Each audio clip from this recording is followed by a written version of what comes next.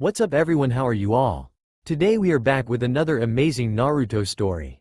What if Naruto was forgotten in the shadows but mastered every forbidden jutsu? If you enjoy, then please like, share and do comments.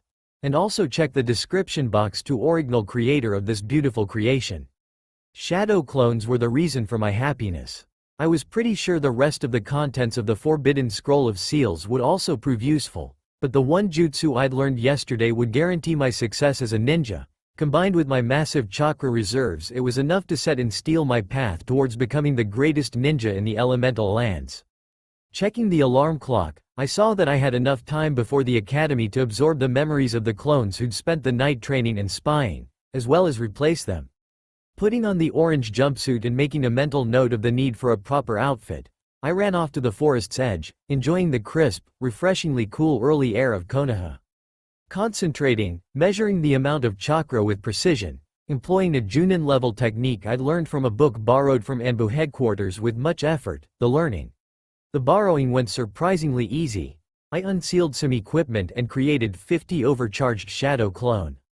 A bit of experimentation yesterday showed that when a shadow clone created another clone, it absorbed its memories before forwarding them to me when it dispelled in its turn. Allowing clones to digest the memories would go a long way towards preventing massive headaches, possible brain damage, and would probably make the learning easier, as each group of clones studied a discrete subject or were employed in a specific task. Of course, I had every intention of working further on the memory transfer thing, but there was no rush. I was pretty sure the current setup couldn't be easily improved, at least for training purposes. With each supervisor clone spawning 40 more, that was a cool 2,000 practicing and learning. For the first 4, I held onto several kunai and shuriken pouches. They would perfect throwing and dodging techniques.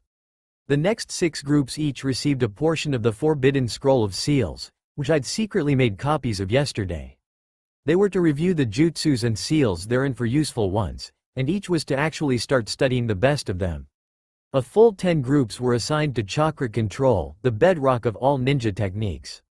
It had taken me almost 3 years to master tree and water walking, but the medical books I'd stolen, and several of the Anbu manuals, had much more advanced training techniques. In fact, some of those exercises sounded insane. With 500 clones working on chakra control day and night, I figured I'd be ready to start working on medical techniques and genjutsu, the art of illusion, in a couple of months, and possibly have perfect control in a year. The next 25 groups were to work on elemental manipulation, 5 each to air, water, earth, fire and lightning. I had a large number of jutsu scrolls waiting for me to master elemental chakra, and with Konoha being Fire Country's ninja village, a good third were fire techniques. Most of the scrolls came from the bloody ruins of the Uchiha district. Good riddance to those bastards. But I'd made sure to nick as many as I could whenever the opportunity arose. Most ninja had a single elemental affinity, but Old Man Hokage, the professor, had mastered all 5, so it was possible, and with shadow clones, it wouldn't even be difficult. The last 5 clone groups headed off for training would be working on my calligraphy, the basic skill need for Fuinjutsu, the art of sealing, the art for which my clan, the Lost and Mighty Uzumaki, were known and feared for. I didn't have many treatises on the subject, unfortunately, and the only real seal master Konoha currently had was the Sannin Jiraiya, who was rarely in residence, but this art was what had made my father so feared, together with his speed, and I was counting on natural talent. Even if I had none, I would persevere, as the sealing arts were in my opinion the greatest tool a ninja could have. A skilled practitioner could supposedly do anything with seals. With the clones running off, knowing to wait on spawning the many training clones until they received the memories of the night, I sat Caesar and conjured a single weak shadow clone which instantly dispelled itself, informing the Legion to dispel. Trying to meditate, I waited to absorb the memories of the clones I'd set to work yesterday evening. I pretty much sucked at meditation, but maybe the couple of 100 clones I'd set to trying it had gotten somewhere in 14 hours of trying it. 5 minutes later, a huge bunch of memories hit me, and meditation suddenly got easier. In something of a trance, I accepted the large packets of knowledge and experience that hit me every 30 seconds or so, slowly but surely incorporating them into myself. When a minute passed without more returning, I checked my nose for blood, and sighed in relief when there was none in evidence. The headache was already fading. Breathing deeply, I rested a while more, then called up another 20 overcharged clones, actually feeling the chakra drain this time. Even my reserves weren't endless. These 800 would get to spying and stealing. I'd only sent off half as many last night, and what I'd found and learned was very interesting indeed. A whole heap full of empty notebooks and pens were the first things stolen, techniques and knowledge copied where they couldn't take the originals without arousing suspicion. There were limited opportunities to eavesdrop at night, and I couldn't help but blush crimson at the recollection of what I'd seen and heard concerning adult ninjas' partying habits. Many security precautions and seals had been copied, in anticipation of breaking past them. The Hokage's library, portions of Anbu headquarters, the confidential records, research and intelligence divisions. All those and more would require a bit more creativity to infiltrate. I was most interested in what my parents left me. Their legacy's sure to be magnificent, assuming the bastards hadn't stolen everything. Learning the Hiraishin would be so cool, inventing it from nothing more than a sealed tri-bladed kunai not so much, and yes, they'd actually gotten 3 of those rarities for me. As shadow clones were nothing more than chakra constructs, they could take any shape, which made for incredible utility in spying and infiltration when combined with their ability to pass on their memories. Getting to my feet, a bit shaky, I made a dozen more clones, this time without hand signs or words. It required much more chakra than expected, but my control had obviously improved, and more than that, with a brief salute, they morphed into different people and ran off. After the energy I'd expended, I could use more food, and they'd also take care of shopping for clothes, restocking the larder, cleaning, and everything mundane. Every time I used the jutsu, "I love shadow clones," ran through my head. I was actually not very far from mastering the shadow clone jutsu. Mastering a technique meant much more than merely learning to execute it. I'd managed tree walking after a bit more than a week, while water walking had required a month before I could use it reliably. Mastering those mean being able to use them unconsciously, to stick to any material, to change my instincts and perception of what could be walk on, and more. Mastering the jutsu means learning creative and new way to use it. I'd only mastered one of the basic Academy 3, the replacement technique. With a thought, a shadow clone could take my place, a seamless transposition that would fool anyone. The so-called transformation technique taught by the Academy was actually a minor genjutsu, an illusion that required so little chakra that it was simply beyond my present abilities. It was months after I'd learned how to do a real transformation that I realized that what I'd actually done was develop as S-rank shapeshifting jutsu, with almost limitless applications. Needless to say, I kept that very quiet, but it did come in extraordinarily handy, allowing me for one to buy things without being thrown out of stores, not to mention its utility in pranks. I wasn't sure, but at a guess, most ninja were lazy and learned jutsu without truly mastering them. Even without the shadow clones, I would have been head and shoulders above those fools, eventually. Sauntering slowly back home, I began to consider what I wanted tonight's horde learn. Since my clones had mastered the first exercises for air, lightning and water, that last only just, it was a good place to learn and master a couple of lower-ranking jutsu for each. Mentally going through the list of those I could recall offhand, I decided on which. Gale Palm and Deflection Shield for air. The first a simple blast of bludgeoning wind issuing from one's hand, the second a brief whirling of wind designed to deflect a single storm of projectiles or a lightning attack. Both useful, quick to learn and easy to use, and cheap in chakra cost. For lightning, I picked a simple offensive D-rank technique called Lightning Ball, which created a small ball of lightning that flew at a target, exploding on contact to shock whatever it hit and those around it, and Electromagnetic Murder, which simply released a wave of electricity from the hands, its power and range dependent on chakra investment. I was very happy to avoid having to personally experiment with lightning-aspected chakra, as it seemed to be very painful and all too easy to lose control of. Of the 200 clones playing with it during the night, only 37 survived to see dawn.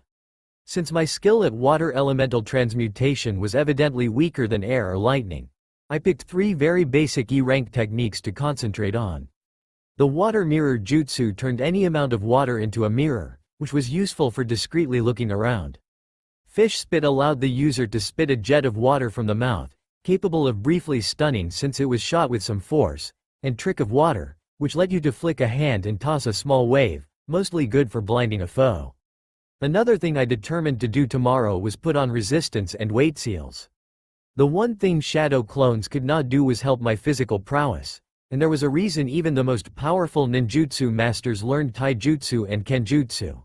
Without knowing how to fight hand-to-hand or with a weapon, even a fresh genin could take you down once your chakra was exhausted.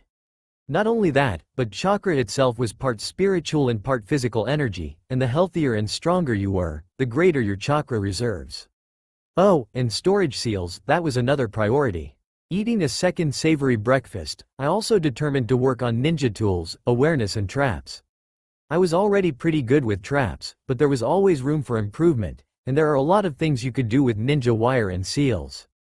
As for awareness, a game of blindfold tag, and later on blindfold spar, would do wonders for my stealth, reflexes and alertness. Later, I'd also try to remove my hearing, working solely with scent and the feel of vibrations and chakra, and then just concentrate just on hearing. According to the few records I could find, the Uzumaki were pretty good sensors, and that sort of ability was incredibly useful. It was also dangerous, as ninja with such abilities learned to rely on them. I had every intention of having seals that would completely mask my chakra's presence, eventually. There was also improving my use of the hand seals used for triggering techniques, and lots of plans, but now it was time for a final visit to the academy. I used the body flicker jutsu, which I'd mastered the very first night and so recently digested, to avoid being late. The only other jutsus I'd mastered were the Shadow Shuriken clone and the Shadow Kunai clone variation, with which I could unleash a storm of missiles with a single cloned weapon. The Forbidden Scroll contained a vast improvement on the body flicker, the pulse step, but it carried some serious drawbacks for anyone who didn't have very good control. With body flicker, you move with immense speed granted by supercharged chakra, while still traveling the intervening distance. The pulse step, on the other hand, is a true time, space ninjutsu, a very real step towards the Hiraishin, the flying thunder god technique which allowed for instantaneous teleportation. Besides having a much higher chakra cost, the slightest miscalculation or error could put you in the unfavorable position of superimposing yourself on an object, generally resulting in a very messy death. I had every intention of mastering it, for use with clones only.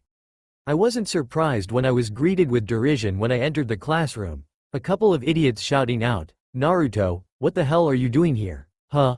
And, "Only those who passed the genin test are supposed to be here, loser. See this?" I pointed at the head protector on my forehead and walked past them to the last row, taking a seat near the ever-quiet Hinata Hyuga. The only nice girl in class, it hadn't surprised me when her unpleasant clan put their slave seal on her forehead and removed her from her position as clan heir. One of the reasons I had my spies checking records and going through the village laws was to see if there was anything I could do to help her. Since both the Uzumaki and my father's Namikaze clans were still on record as Konoha clans, I figured I'd be able to do something if there were legal means. If not, I'd still find a way. I was more than willing to shed the blood of Konoha's supposedly strongest clan. There was a time limit here, since I was sure those inbred morons would marry her off to one of her cousins when she reached 14 or at the most 16 years of age, but I wasn't worried about deadlines anymore. I rested my still throbbing head on the desk, stopping my ears when the last Uchiha's two most fervent fangirls started shouting and fighting over who would sit next to him. When I pulled my fingers out, Iruka was lecturing, "Beginning today, all of you are real ninjas. But you are still merely rookie genin. The hard work has just begun. You will soon be assigned duties by the village. Today we will be creating teams of 3 genin, and you will be assigned a Junin sensei. You will perform your assigned duties under their supervision. We tried to balance each team's strengths." He then proceeded to name the teams. Next, Team 7, Sakura Haruno, Naruto Uzumaki and Uchiha Sasuke. I sighed in dejection at the declaration. The shrieking harpy of a fangirl and the Uchiha emo were a very bad combination. If I wanted to retain my hearing, I'd better to get my clones to look for something that would keep her quiet and sedate, a seal, or possibly paralyzing poison. Which was another thing I need to get working on, another thing clones couldn't help me with. Even with the regeneration bloodline the demon fox imprisoned in me granted, poisons could be a problem, and also a useful weapon. With another sigh at the thought of my very painful future, I noted that Hinata was not unhappy about her posting to Team 8 with Shino and Kiba. A tracking and capture team, presumably. Team 9 was apparently still in operation from last year, and Team 10, another generation of the Ino Shika Cho, closed the list. Then came the long wait for our Junin sensei, who obviously had no respect for meeting times or for us rookie genin. Shikamaru's sensei seemed to be fittingly lazy, while Hinata's was remarkably beautiful and seemed nice. It was no surprise that all the good ones were taken, and I didn't expect much from ours. With a full belly and no company worth mentioning, I used one of the ow. I rolled away from the kick with a kunai in my hand, blinking sleep away, cradling my bruised ribs. "He's here, you idiot!" Sakura shouted all too close to my auditory apparatus. Yeah, I edged away from the pink-haired menace, looking at the silver-haired and tall man in the mask who would have to suffer us for a few hours each day. Not many, if he was this late to every appointed meeting, I sniffed in derision as I noted the time. My first impression, the impassive Junin said, "I don't like you at all. Now meet me on the roof in 5 minutes." He disappeared in a swirl of leaves, the familiar body flicker jutsu. Sasuke hurried out the door, with Sakura on his heels, and I briefly considered copying the Junin. There was no rush, however, so I just jumped out the window and walked sideways up the wall, using a variation of the tree-walking chakra control exercise to stick to the stone. Not surprisingly, I was the first one there, and I settled in wordlessly to wait. The fact that I'd actually managed to nap was remarkable. I was normally so full of energy I almost vibrated constantly. It just went to show how much power all those hundreds of clones took out of me. I didn't have much time to ponder the issue, as Sasuke and Sakura joined us on the roof and sat down before our belatedly arrived new Junin sensei. I briefly wondered why he only had one eye showing and what he was hiding behind the mask that covered most of his face, before deciding that there was no need to probe or investigate personally. My clones would let me know sooner or later. I had every intention of profiling everyone of note in Konoha, and the person they chose to train and supervise the last Uchiha and the container of the demon fox had to be important. There was a brief moment of awkward silence, before he rose to his feet and said, "Okay, it's time to start with introductions." "What do you want to know?" Sakura inquired, brow furrowing in deep thought. It was telling that the kunoichi of the year didn't even understand what an introduction meant. "How about your likes, dislikes, dreams of the future? Hobbies and stuff like that?" He waved his hands. "Why don't you start and show us how it's done?" Sakura suggested, nibbling on her lower lip in a rather fetching manner. She might have been as flat as a board, but she had a rather pretty face. "Oh, me? I'm Kakashi Hitaki. I have no desire to tell you guys about my likes or dislikes. Dreams for the future. Well, I have a lot of hobbies. Now it's your turn." From the right, he pointed at me. "I'm Naruto Uzumaki. I like discretion and I dislike many things. When I dream about the future, well, I always forget when I wake up. My hobby is pranking Anbu," I added after a bit of thought. Next, Kakashi pointed at Sasuke when the silence stretched. "My name is Sasuke Uchiha. There are tons of things I dislike, and I don't really like anything. As for my dream, I have an ambition. The resurrection of my clan and to kill a certain man." Sakura's dreamy face at the utterance was almost enough to make me laugh out loud. Perhaps the purpose of Kakashi's mask was to avoid having people read his expressions. "Okay, and finally, the girl. I'm Sakura Haruno. The thing I like is, well, the person." Her eyes slid over to Sasuke. "Should I say my dream for the future?" Her cheeks reddened. "Yada. I dislike Ino Pig. My hobby is..." "Okay, that's enough of that. We will start our duties tomorrow. First, we are going to do something with just the 4 of us. A survival exercise." "Why is training our duty?" Sasuke inquired, and Sakura's voice rose. "We did enough of that in the academy. I'm your opponent, and this isn't normal training." He gave a laugh. "What's so funny, sensei?" Sakura asked, looking pissed. "Your reactions will be. You see, out of 27 graduates, only 9 will be chosen as genin. This training is very difficult, and the failure rate of the exam is 2/3. Okay, he was right, their reactions were pretty funny. The real question was, did I want to pass the exam? Our would-be sensei seemed lazy, untrustworthy, had no respect for us. Did I really want to be stuck with him? And the 2 annoying idiots? On the other hand, was there a real possibility of him not passing the team with the last Uchiha? I was right. Anyway, see you tomorrow in training field 7 at 8. Here, see this printout. He handed us a page. Bring all your shinobi tools. Oh, and you might want to skip breakfast or you'll throw up. Of course, and he'll actually be there on time. I managed to contain a sneer. The first thing I learned from my sensei was never to trust him.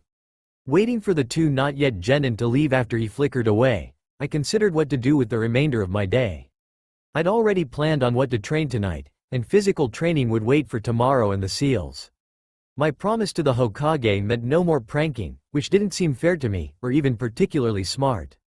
My pranks, after all, served to point out holes in security. And they were funny as hell. Oh well, what to do? Food first, I decided, flickering to a popular Akamichi all-you-can-eat restaurant that actually allowed me in, and tucking in. Hell, they didn't even overcharge me. The food was great, too. It was the one thing the Akamichi were very serious about. I shoveled in food by the plate and finally decided to go through the loot my band of thieves had gathered over the night. I live in a 5-story building in a not very prosperous area of town. The entire place was dilapidated, and hot water and electricity were frequently issues. Which made me think of another use for clones, learning everything about construction, and for that matter, every other job in existence. How to make clothes, shoes, weapons, armor and ninja tools. Even jewelry and cutlery and everything. With a small army of clones, I could be completely self-sufficient, and even make a lot of money. I no longer needed to be a ninja to support myself. With my true transformation jutsu, leaving Konoha and remaining hidden wouldn't even be difficult. No, I quickly decided, or at least not until I learned everything I could from this horrible place. There was no doubt that I also needed experience with fighting, and maybe this Kakashi would teach us something useful. There was really no rush. Well, not about leaving Konoha, anyway. Learning how to fix the building, since I was the only resident, was important. Hell, I decided to buy it. It was probably really cheap. The spies tonight would learn who to approach and everything about him, and the next night he'd be convinced to sell. Then I'd have a real home and not have to worry about hiding the stuff in the basement. Speaking of the basement, the clones had arranged everything in excellent order. Rows of weapons and ninja tools, sealing supplies, raw materials, food, boxes of money with tacked-on notes with numbers that made me stagger back in momentary shock, piles of books and scrolls organized by subject. Damn, the people who didn't like me were losing a lot of money, I thought with a smile, silent praise for my hard-working clones. There was ninjutsu, taijutsu, medical, genjutsu, fuinjutsu, general knowledge, history, geography, science, kenjutsu, crafts, seduction. It was a very small pile, even smaller than my fuinjutsu section, but very intriguing. I started going through it, reading and skimming, and suddenly bent over with a croak coming from my empty belly. Kami, I just spent 8 hours reading. Hurriedly unleashing a handful of clones to prepare for the impending destruction of the hunger pangs. I packed the reading material away with wary respect. In the academy, they'd tossed me out of class before discussing elorielee and procreation. I'd read all about it, of course, in the wartime manuals I'd liberated, so much more useful than the steaming pile of crap the current academy used. But it seemed gross and not really interesting. I now understood so much more, if not quite enough. At almost 13, I apparently had powerful UAL urges, but training every day to physical and chakra exhaustion suppressed them during the day and night, and in the morning, the cold shower made it go away. Remembering how I'd noticed the annoying and loud Sakura as cute and pretty made me sure that the books were right about my situation. Of course, that was barely worth mentioning. Seduction was a complete ninja specialization all on its own, a common companion to infiltration and spying. You could make a strong man or a determined woman do anything and everything for you. Betray all their principles and even literally kill their friends with seduction. You could twist minds and break spirits, create addicted slaves and slavish devotees. The right look, dress, scent, way of moving, how to touch and caress, how to speak, reading a person's innermost desires, pressure points that brought agony or ecstasy, the care and keeping of a lover or a harem. In its own way, it was as powerful as any speciality. And yes, I was definitely going to master it. Much like Sasuke, I was probably the last of my clan, and I'd long desired to bring it back to life as something powerful. Having a caring family was a dream of mine, but I had no idea of the mechanics of it. Now I was researching the law, working on gaining more money and a home I owned, and here was the solution to women. If I mastered this, I could have any girl, probably as many girls as I could handle, and with the clones, I could handle thousands. I snickered loudly. There was also the issue of defense against others using their wiles against me. I had an enormous advantage in my ginormous chakra reserves. It would be difficult to affect me, and my own lust aura could overwhelm almost anyone. And here the food was finished, and I'd barely managed to taste it. Looking outside, I saw that night had fallen, and popped a clone to call the Legion in, settling down to Caesar and meditation. A few minutes later, great gobs of memories began their assault on my mind. In the middle of it, I had to run to the bathroom and throw up. Never do this again just after a big meal. Wiping my face clean, I nodded at the mirror, very pleased with the progress. My calligraphy was good enough for basic seals. The first exercises of fire and earth were close to done. My accuracy and dodging were much improved, and I knew what I wanted to continue with from the scroll. Moreover, my spies had learned so very much. They'd even found a hidden abandoned laboratory, one with deadly traps still active and lying in wait. Flickering to the edge of the forest, I began to conjure small groups of overcharged shadow clones. The first 5 groups dedicated to elemental chakra, as usual. For fire and earth, I added a couple of basic jutsus to master once the first exercise was complete. For lightning, air and water, it was time for the intermediate exercise as well as the planned jutsus. Mastering an element made learning the jutsus much easier, so it was more efficient to focus on that. 4 groups were for sealing, dedicated to the gravity seal, the resistance seal, storage scrolls and explosive notes. It was probably overkill for the first 2, but since I was actually going to use both on myself, I wasn't willing to take risks. 1 group was to study seduction, specifically the pressure points and how to resist them. They immediately turned into girls, which was just fine with me, in fact, an excellent idea. 5 groups were to continue working on the great clone explosion and the pulse step techniques, which while wasteful of clones, sounded great for battle. 5 more were to play with ninja tools and traps, another 5 would do awareness training, and the last 5 were for chakra control. I flickered back and started eating again, much more slowly this time. In small groups, I created another 400 clones. Half would check out the hidden base, the rest would continue spying, stealing and investigating. There was a group of hidden ninja in Konoha named Root, apparently, and I was going to find out everything about them, if slowly and carefully. Planning out the orders for tomorrow's Legion, I left my apartment for a neighboring one with a bath, since a cold shower before sleeping was not really my thing. Picking the lock was routine, and heating the water was my first real exercise of elemental power in a useful fashion. Or not, ouch, but that water was boiling. Exercising some water control, I pulled out the plug, if just a bit too violently. Fortunately, it didn't explode or anything, and the second bath was nice and warm. Keeping it warm, and most especially not boiling it, was a very good exercise in control of fire-aspected chakra.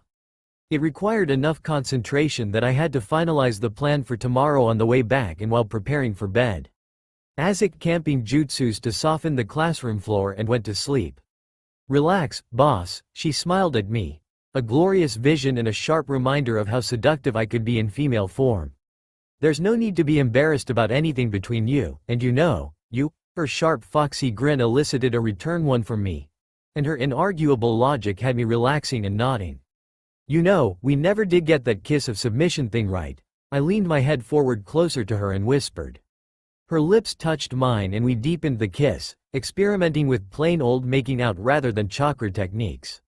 When the alarm clock, set to 8, rang, I whipped out a few shadow clones without breaking our clinch, and we got more serious. The books had provided a rather thorough education, and yesterday's experimentation had been very, very nice. This was obviously a subject I wanted to investigate, very deeply too. We were relaxing in each other's arms, touching softly and stealing small kisses as our breath settled. It was with the utmost reluctance that I asked, shower? Being late would be more than worth it. There was barely time to eat, recall the clones and conjure a new legion. I could now make exploding clones reliably. Elemental training was going very well, as was chakra control. Pulse step experimentation was advancing in the right direction, and the seal work had gone much better than expected. It really did come easily to me. The pressure point thing wasn't working out all that well, the clones flooding each other with painful spikes of chakra. Obviously something I'd have to revisit in a month or two after a lot more controlled training. With that, I popped out the usual 25 elemental teams and 10 chakra control groups. The first real gem of the night was the tool group. Awareness training had involved way too much blundering around. Recalling something from the books about puppetry and the chakra threads that controlled them, my clones had tried to use them to direct kunai and shuriken around. At first, instead of threads, chakra chains came out, solid blue physical constructs of raw chakra. Testing them out showed them to be seemingly indestructible and absolutely deadly lethal weapons. The second gem was the realization that came about once I mastered storage seals and played about with them a bit. The Forbidden Scroll contained many crazy techniques and seals. One of these is the Shadow Clone, another is the Blood Clone. Shadow clones would make me personally formidable, a one-man army. Blood clones? They embodied the potential for utter dominion. They were almost as powerful as the percentage of the original's blood they received, and with a blood storage seal, I could easily siphon away 5% of my blood a day. One perfect replica with 90% of my abilities, not counting the Kyuubi slumbering in my stomach. A clone who could make shadow clones. A clone who might be able to subsist on food and regain its own chakra. If not, perhaps I could find another way for it to regain chakra and sustain itself. And receive and transfer memories. Emperor Naruto Uzumaki of the Elemental Lands suddenly began to seem like a real possibility. Combined with the crazy brilliant Nidaime soul-binding seals, it might be a path to immortality in my own created bodies. When you added the Hiraishin, another jutsu originally developed by the Nidaime and only put to use by my father, the possibility of instant transport of goods in sealing scrolls and a network of merchants allowed for utter economic domination by this emperor. A pity there were no notes about the Rasengan, which the stories of the Yondaime also linked with his power. Still, it would be possible to recreate it. After all, it was just a ball of spiraling chakra. Without shadow clones, trying would probably be suicidal for anyone who didn't have perfect regeneration, like, say, an Uzumaki-blooded Jinchuriki of the Kyuubi. With shadow clones, I was sure to have it perfected and vastly improved upon in a year or two. I dedicated just one group to playing around with chakra chains, and another 4 for more awareness training. Developing sensor abilities could save my life. The other 10 groups were to go through all the knowledge I had, all the possibilities, and hash out a training schedule for a full month. The haphazard way I was going about it worked well, but organized medium-term calculation would be better.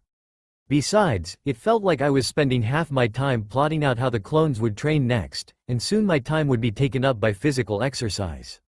The laboratory my spies had found yesterday was the stuff of nightmares, one of Orochimaru's hideouts.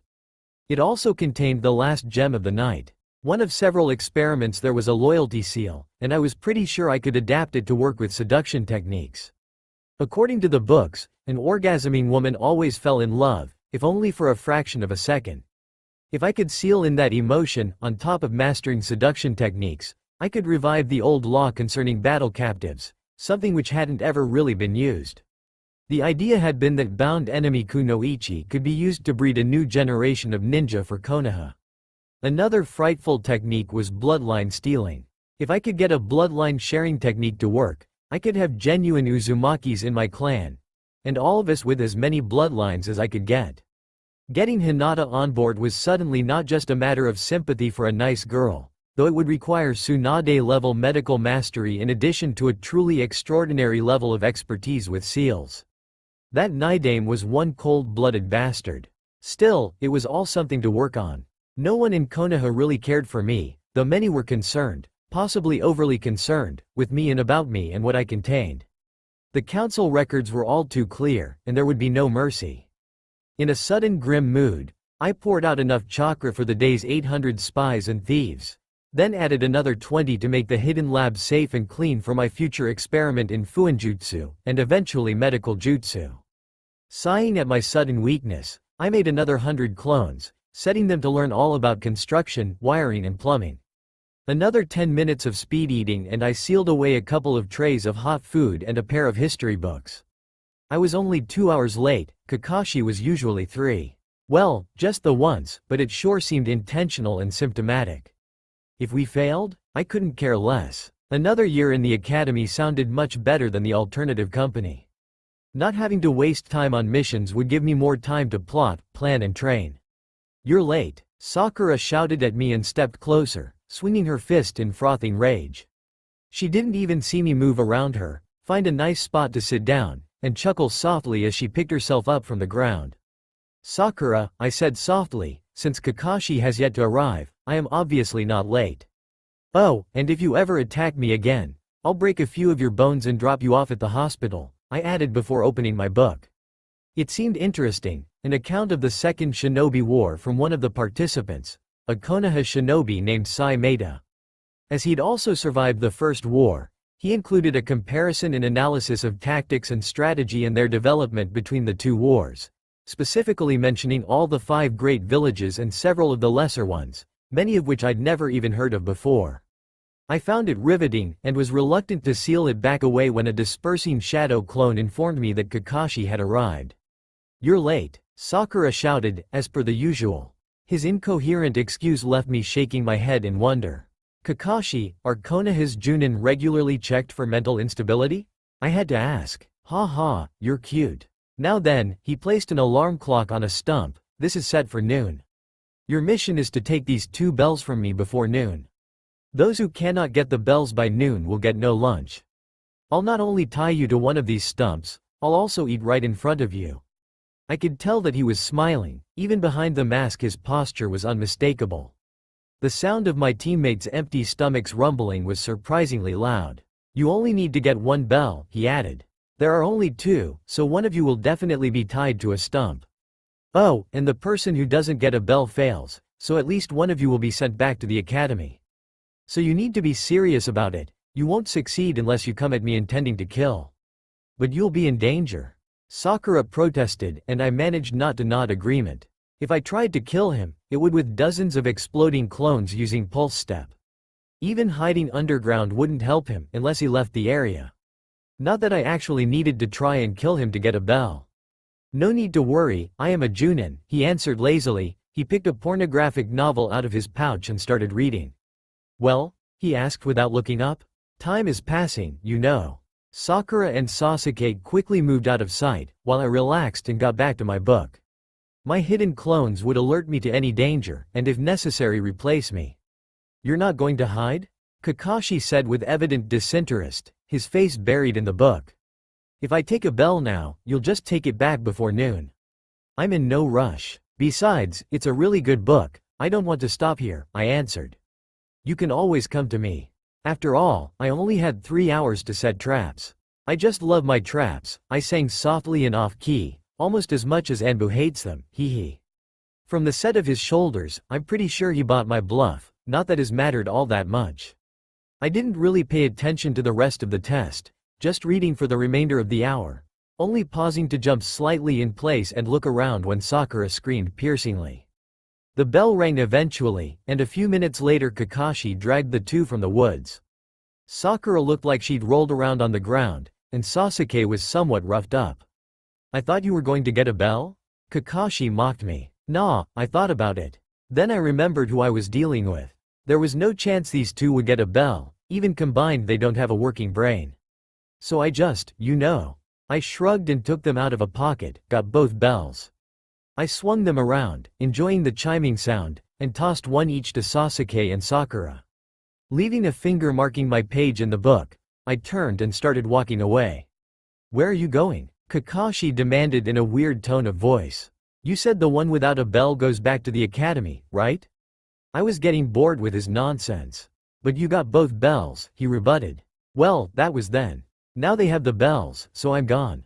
Have a fun, team." I turned back to leave. "You pass," Kakashi announced loudly. "Kami, what a drama queen. So you lied, as usual?"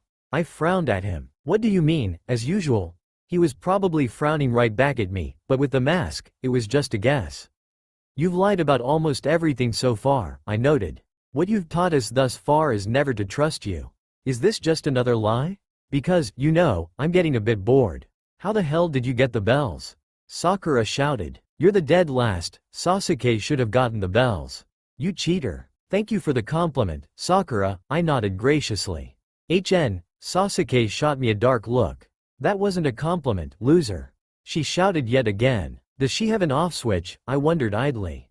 Any ninja worthy of the name would take it as one, Kakashi interjected. Shinobi fight to win, not by any rules. Cheating is expected and condoned. How did you get the bells, anyway? He seemed honestly curious, which left me flabbergasted. You're familiar with the Academy 3? I asked. He nodded and gestured for me to carry on. The replacement technique? I just exchanged the bells for shadow clones in the right shape. But you never used the jutsu in my sight, he protested. I swapped with him, wordlessly and without a sign. Good enough? You've mastered replacement. His one visible eye went wide. It's not like there was much else to practice in the academy, I quietly noted. Anyway, now what? Kakashi went off on all of us, explaining that the purpose of the exam was to promote teamwork to achieve a mission one of us could not accomplish alone. Utter nonsense, since the exam promoted dissension rather than teamwork. No fresh team of rookie genin would pass something like this.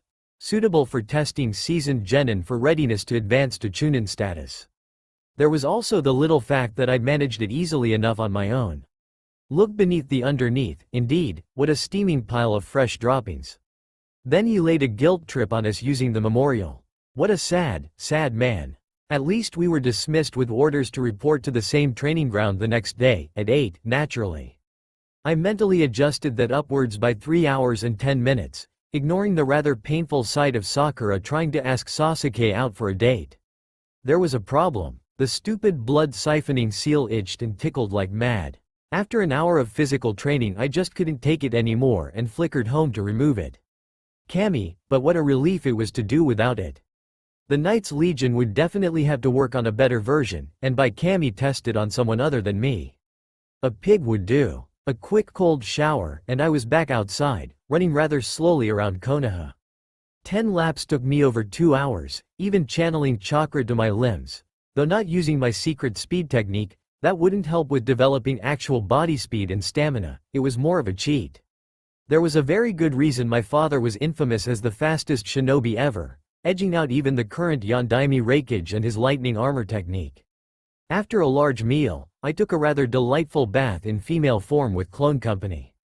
Beyond the raw pleasure, I was still getting used to touching someone and having someone touch me in return, someone who I knew with absolute certainty loved me with all their heart. It was pathetic really. I started crying on her shoulder when we were done, and instead of comforting me, she joined me in sobbing for a good 10 minutes. It was nicely cathartic, but it also made me realize that I needed real human contact and the acknowledgement of at least a few people if I didn't want to go bonkers early.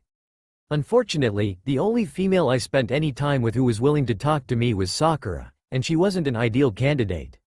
Although, she was my friend once, before her mother turned her against me. She's a very lonely girl, and vulnerable. If I mastered at least a few seduction techniques, and used them against her when she was feeling in the dumps, like for example, when Sasuke put her down in a particularly brutal fashion, which was likely to happen rather soon as his rather limited store of patience ran out. I could have her, and it shouldn't even be difficult. As a kunoichi, she was accounted of age, so she could simply move in. That would be a really good revenge against her mother. If she proved loyal, I'd even start training her, though it would be a long time before she'd be any use in sparring.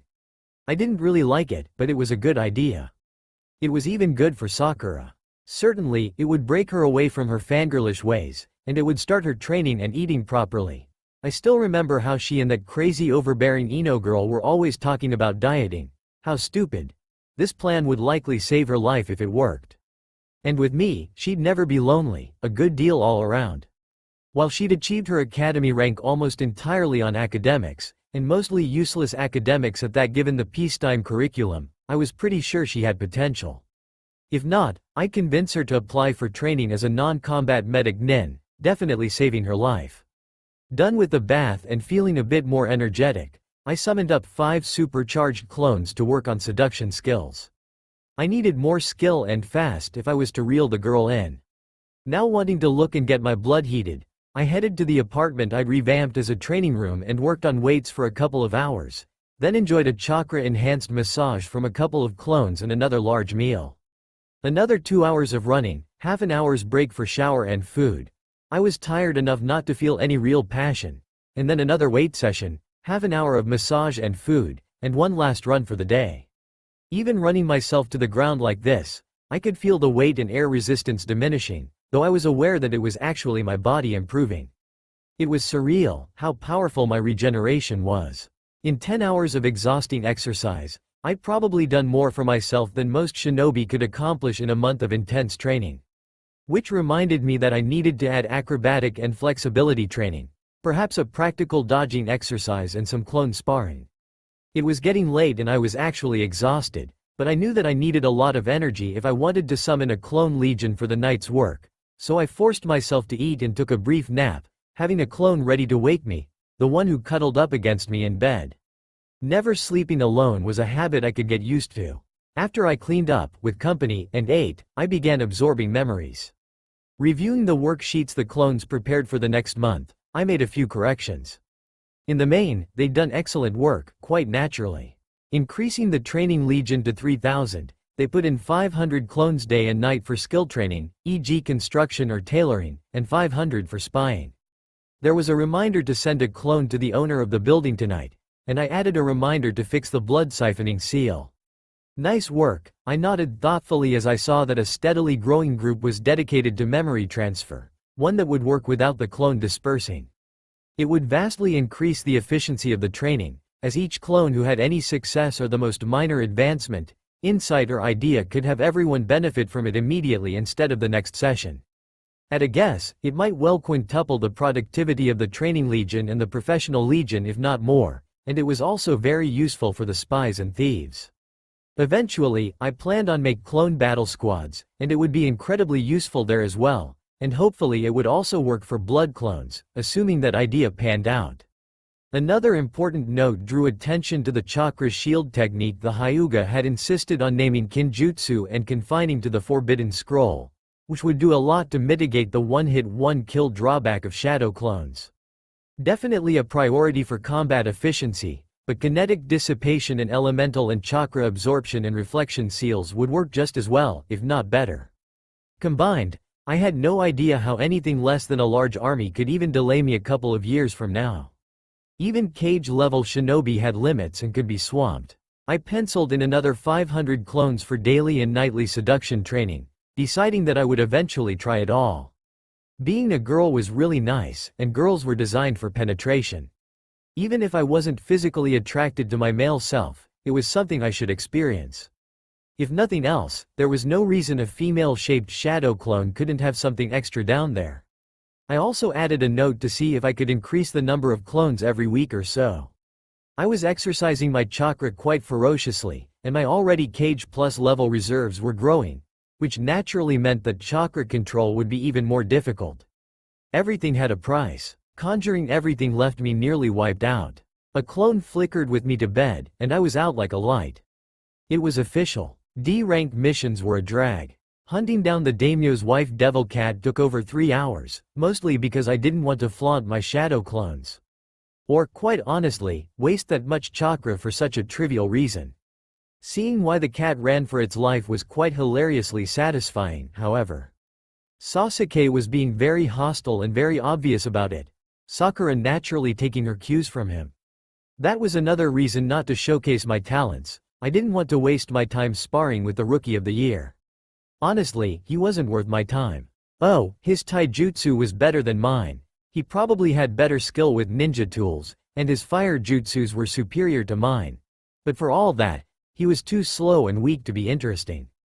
His taijutsu was better because I had no one who would teach me or spar with me in the academy, and before I had my clones practice it, I needed to find a style or 3 that would suit me. I would surpass his skill with tools and the element of fire in a week, at the very most. He was very skilled for a genin, but he had nothing that could help me improve other than providing someone to spar with and test myself, and he simply wasn't good enough to do it well. More than that, his ego was such that a defeat would simply make him more annoying rather than less, or so I suspected. I wasn't even jealous that he had the absolute favor of the civilians and a legion of fangirls, or at least not very much. Sasuke was obviously a deeply unhappy person who seemed to wallow in his own misery and hatred, and I wanted no part of that. Amusingly enough, he was more interested in me than the other way around, but genius was something he couldn't readily copy, even had he awakened his Sharingan, the elorielee bloodline which made the Uchiha justifiably infamous. The less raw power, skill and ability I showed around him, the better off I'd be, or he wouldn't leave me alone. Which reminded me of the need to study security seals and workarounds for them. Having no choice but to be patient was just so incredibly frustrating. Clone was a really good way to blow up the steam. After a shower and a meal, I upped the weight of the gravity and resistance seals, and repeated yesterday's 10 hours of torture, falling asleep exhausted to the bone. I was careful only to have the gravity seal active when actually training, knowing that even with regeneration overusing it could damage my body and stunt my growth. Eating as well as I did and working out so rigorously, I was only a bit shorter than Choji, definitely the largest genin of our age group, and my shoulders were almost as broad.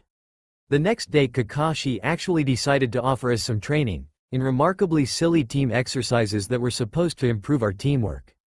Of course the idiot wouldn't even try to work on the underlying reasons we did not, and weren't going to, work well together. So much for seeing the underneath, let alone beneath that layer. Of course, since he was so late, we drew a particularly unpleasant D rank, 4 hours of pure suffering I don't even want to think about. When we were done, I approached him, "Yo, Kakashi, as you probably know, I'm an orphan and I can always use more money. The bastard civilians are always overcharging me, they call it a demon tax, that's when they even allow me to enter the store." Yes, the sob story did have a point to it.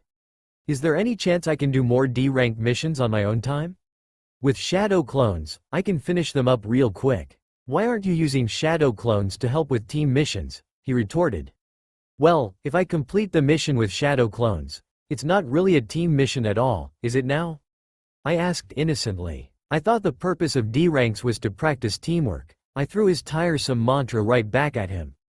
HMPH, he breathed out, reminiscent of Sasuke. Very well, you have my permission. He turned to leave. Wait, Kakashi, that's not going to be good enough for the mission desk, you know that. Here's the note I want you to sign. It really was worded innocently and he signed all 3 copies, keeping one for himself. Why 3 copies rather than 2? Kakashi inquired. It's a bureaucratic procedure. Who ever heard of a form not filed in triplicate? I looked at him wide-eyed. Ahem, I mowed in mock sadness when my attempt at humor failed spectacularly, 1 for each of us and 1 to file with the mission desk. I keep 1 in case they mysteriously lose it, you know. And so my nefarious plan was put into practice. I marched into the mission desk with my minions behind me in groups of 10, smirking at the stairs, and presented the permission slip for filing. Genin Uzumaki requesting 10 D-rank missions. I picked 10 easy ones from the list, handed the papers to the 10 teams of 10, and ran off to practice avoiding becoming a pincushion with increased gravity and resistance seals. An hour later I was back in the mission desk, asking for another 10, after presenting the signed mission scrolls for payment. Quite deliberately, I left exactly 1 unpleasant mission for each active Genin team. Since we would come in last, we'd be chasing Tora again. Just for the fun of it, I had my clones catch the cat and hide her at the hidden lab. The Naruto with Team 7 today would be a clone and the joke would be on them. Since I'd learned the chakra shield jutsu, if not quite mastered it yet, I was a lot more sanguine about having it impersonate me. More than that, I was happy because for once, the night's awareness exercises had gotten positive results. Eventually, I hoped to be a capable chakra sensor, developing that potential was worth a lot of investment. Oh well, no team play, so I had the entire day for grueling, tortuous physical training. What fun! Most of all, I was happy because of information I'd found. Legally, it turned out that Hinata's problem had a solution. The Shoden Hokage granted clans a lot of leeway in his efforts to coax them into joining Konoha, but he drew the line at actual slavery of clan members. It was probably meant to be cosmetic, but it was nonetheless a binding law of Konoha. Any member of the Hyuga clan could renounce the clan and be immediately disowned, as long as they bore or accepted the caged bird seal and never bore children. The law was quite clear, and I had a simple way around it, since it didn't prevent Hinata from getting pregnant or children of hers from being born, nor did it force the former Hyuga to keep bearing the slave seal. In practice, all I had to do was transfer her unborn child to another woman to bear, and undo her seal. Not easy by any means, but little worth doing ever is.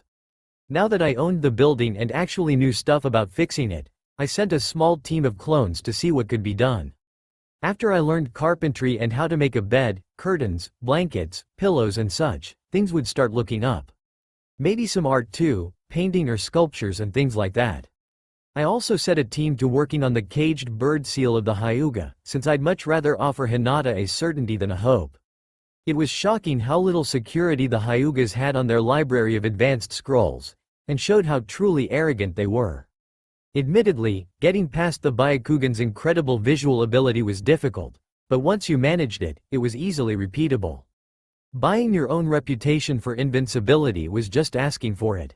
This was also going to be the Sakura mission day, as tomorrow was our day off, so I decided to take the time to throw away the orange jumpsuit and wear something more discreet and professional looking. Eventually I planned to have special armored clothing with integrated sealwork, but that was probably a month or so away. The clones I'd sent to procure clothes had been quite devious, and bought several outfits that made me seem like a virtual clone of Minato Namikaze, dear old dad, the fourth Hokage. And with Kakashi being his student, yeah, it was just irresistible. Looking at the mirror, having experienced UAL penetration as a girl, and enjoyed it very much, I had to admit that I looked really good. Objectively, I was possibly on par with Sasuke Kami, but he'd make a really hot girl. I smirked at the mirror for a moment. Was there a medical procedure or a seal that might accomplish that? Actually, I already had a technique for changing shape. I started laughing out loud at the idea of turning fangirl magnet female. As usual, I spent most of the morning on heavy physical training, showered, ate and showed up on training ground 7 a few minutes before Kakashi got there. Just like yesterday, I made sure only the nastiest 3 missions remained, and wondered briefly which one the others had kindly left for us. I was betting we'd get to hunt down the giant rat nest in the sewers, but the others were also possible. Despite the prospect, I was whistling cheerfully. Sealwork and elemental training were going marvelously well, so much so that I might be able to start on elemental combination jutsus a full week before the timeline. There was also the little fact that I had scented nose plugs and heavy-duty gloves sealed away among my ninja supplies, The clones had figured out a way to bypass some of security seals, or at least had several ideas on possibilities that showed real promise. Next week I was definitely getting into some of the good stuff, the secret archives and libraries of powerful techniques. I'd infiltrated just about all the clans, excepting only the Aburame, but learned surprisingly little. Oh, the Kurama had some genjutsu that sounded really frightening. What the Yamanaka could do to a person's mind was outright horrifying, and the Akamichi and Inuzuka were powerful combatants. But there was little there for me to copy that was useful, as all such arts relied on abilities I lacked, or a companion in the case of the Inuzuka. I avoided the Aburame for obvious reasons. My clones usually managed to gain entry in insect form, and that clan compound was full of chakra-sensing insects. There were many small old clans, but the Sarutobi and Senju compounds had some serious defenses I was not ready to face, as befit the homes of current and former Hokages. Even the Nara has some nasty and really well-concealed traps that I preferred not to test. For others, I was content to wait. There was already too much to study, easily enough for a couple of years. Speaking of training, I really hoped that the secure archives held a few good taijutsu and kenjutsu styles, since I'd scheduled the start of intense training for those 2 fields somewhere towards the end of next week. Shadow clones, after all, also transferred muscle memory, as I'd already demonstrated by vastly improving my abilities with ninja tools, skill at dodging and general acrobatics.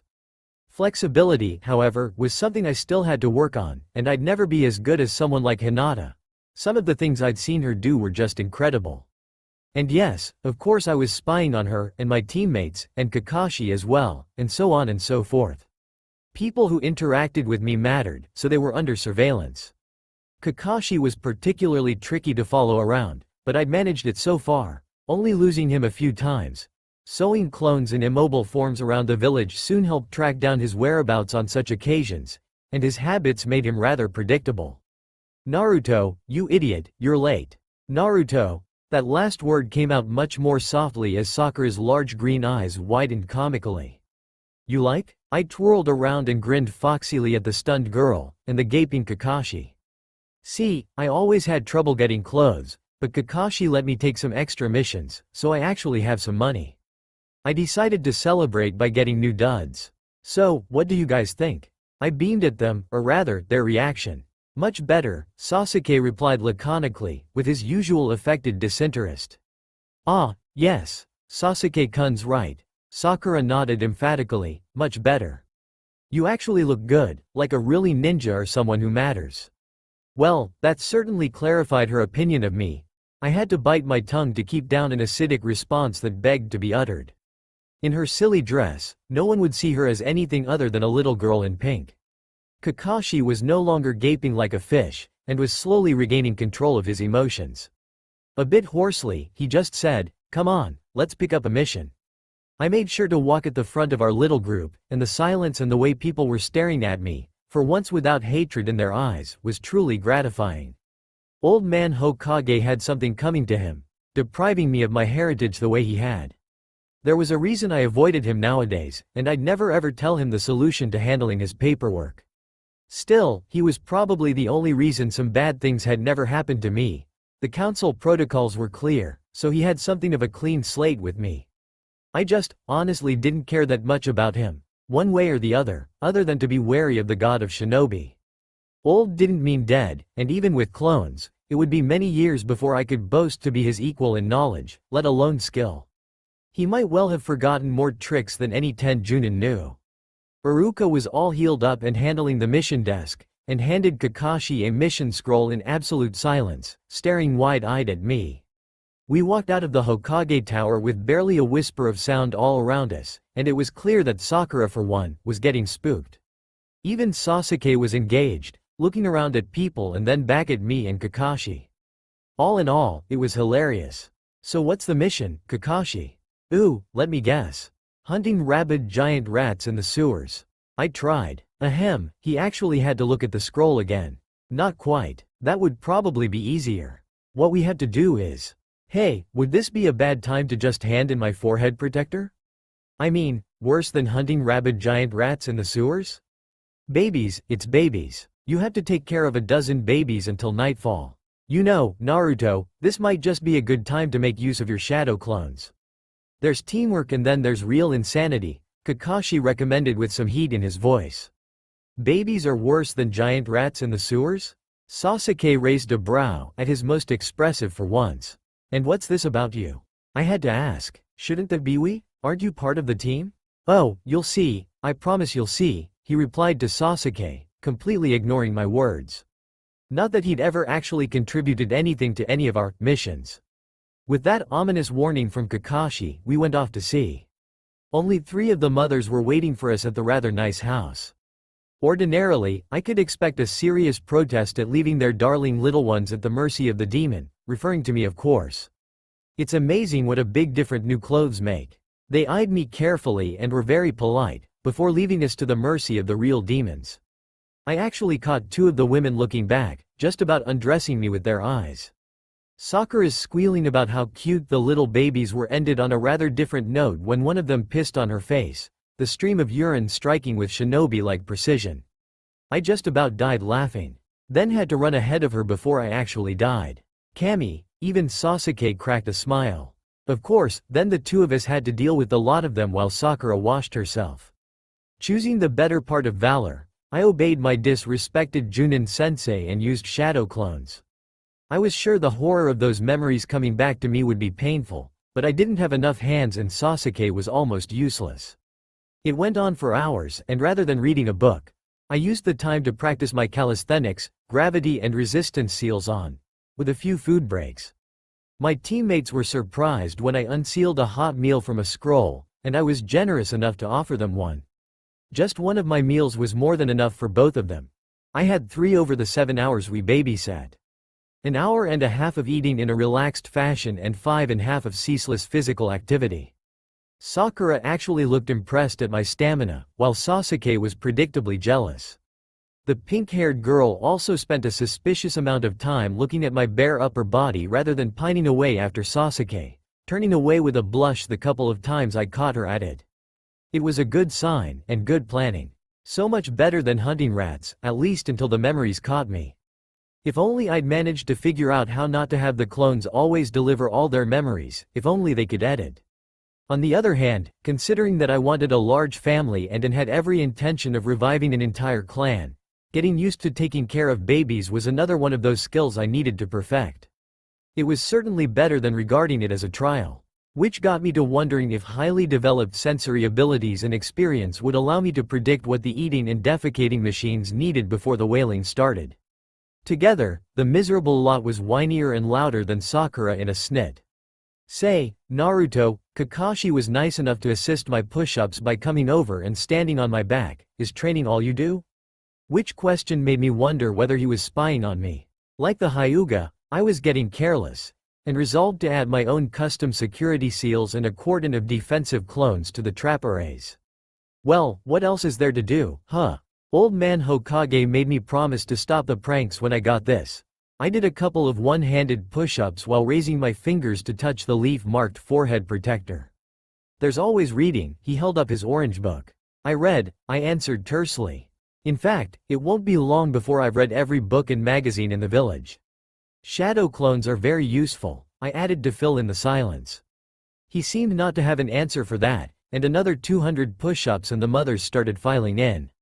Their burning stares got Kakashi off my back, literally, and had me snatching up the shirt and coat and dressing at full ninja speed. The remainder of the mission prep for Operation Sakura went off perfectly. Once they checked the house and babies and signed the mission scroll, Kakashi vanished and I had Sakura distracted, having her clean up some baby vomit traces from her sleeve. That was more than enough time for Sasuke to disappear, as he'd taken to quickly departing our company to avoid Sakura. The clone replacing him did its job with admirable perfection. Sasuke-kun, you waited for me. Want to go out and have dinner? She asked, intruding into my clone's personal space. Imbecile, damn, but my imitation was superb, just the right cutting tone. Don't you realize that you have no chance of gaining my attention? I will rebuild my clan with a powerful kunoichi suitable to the needs of the mighty Uchiha. Calling you useless would be a compliment. It would mean that while you contributed nothing to the team, you can at least take care of yourself. Instead, you're so weak that you're a burden. At least that idiot Naruto can carry his own weight. You're pathetic, he spat out and walked away proudly. On cue, tears started leaking from her eyes as she trembled.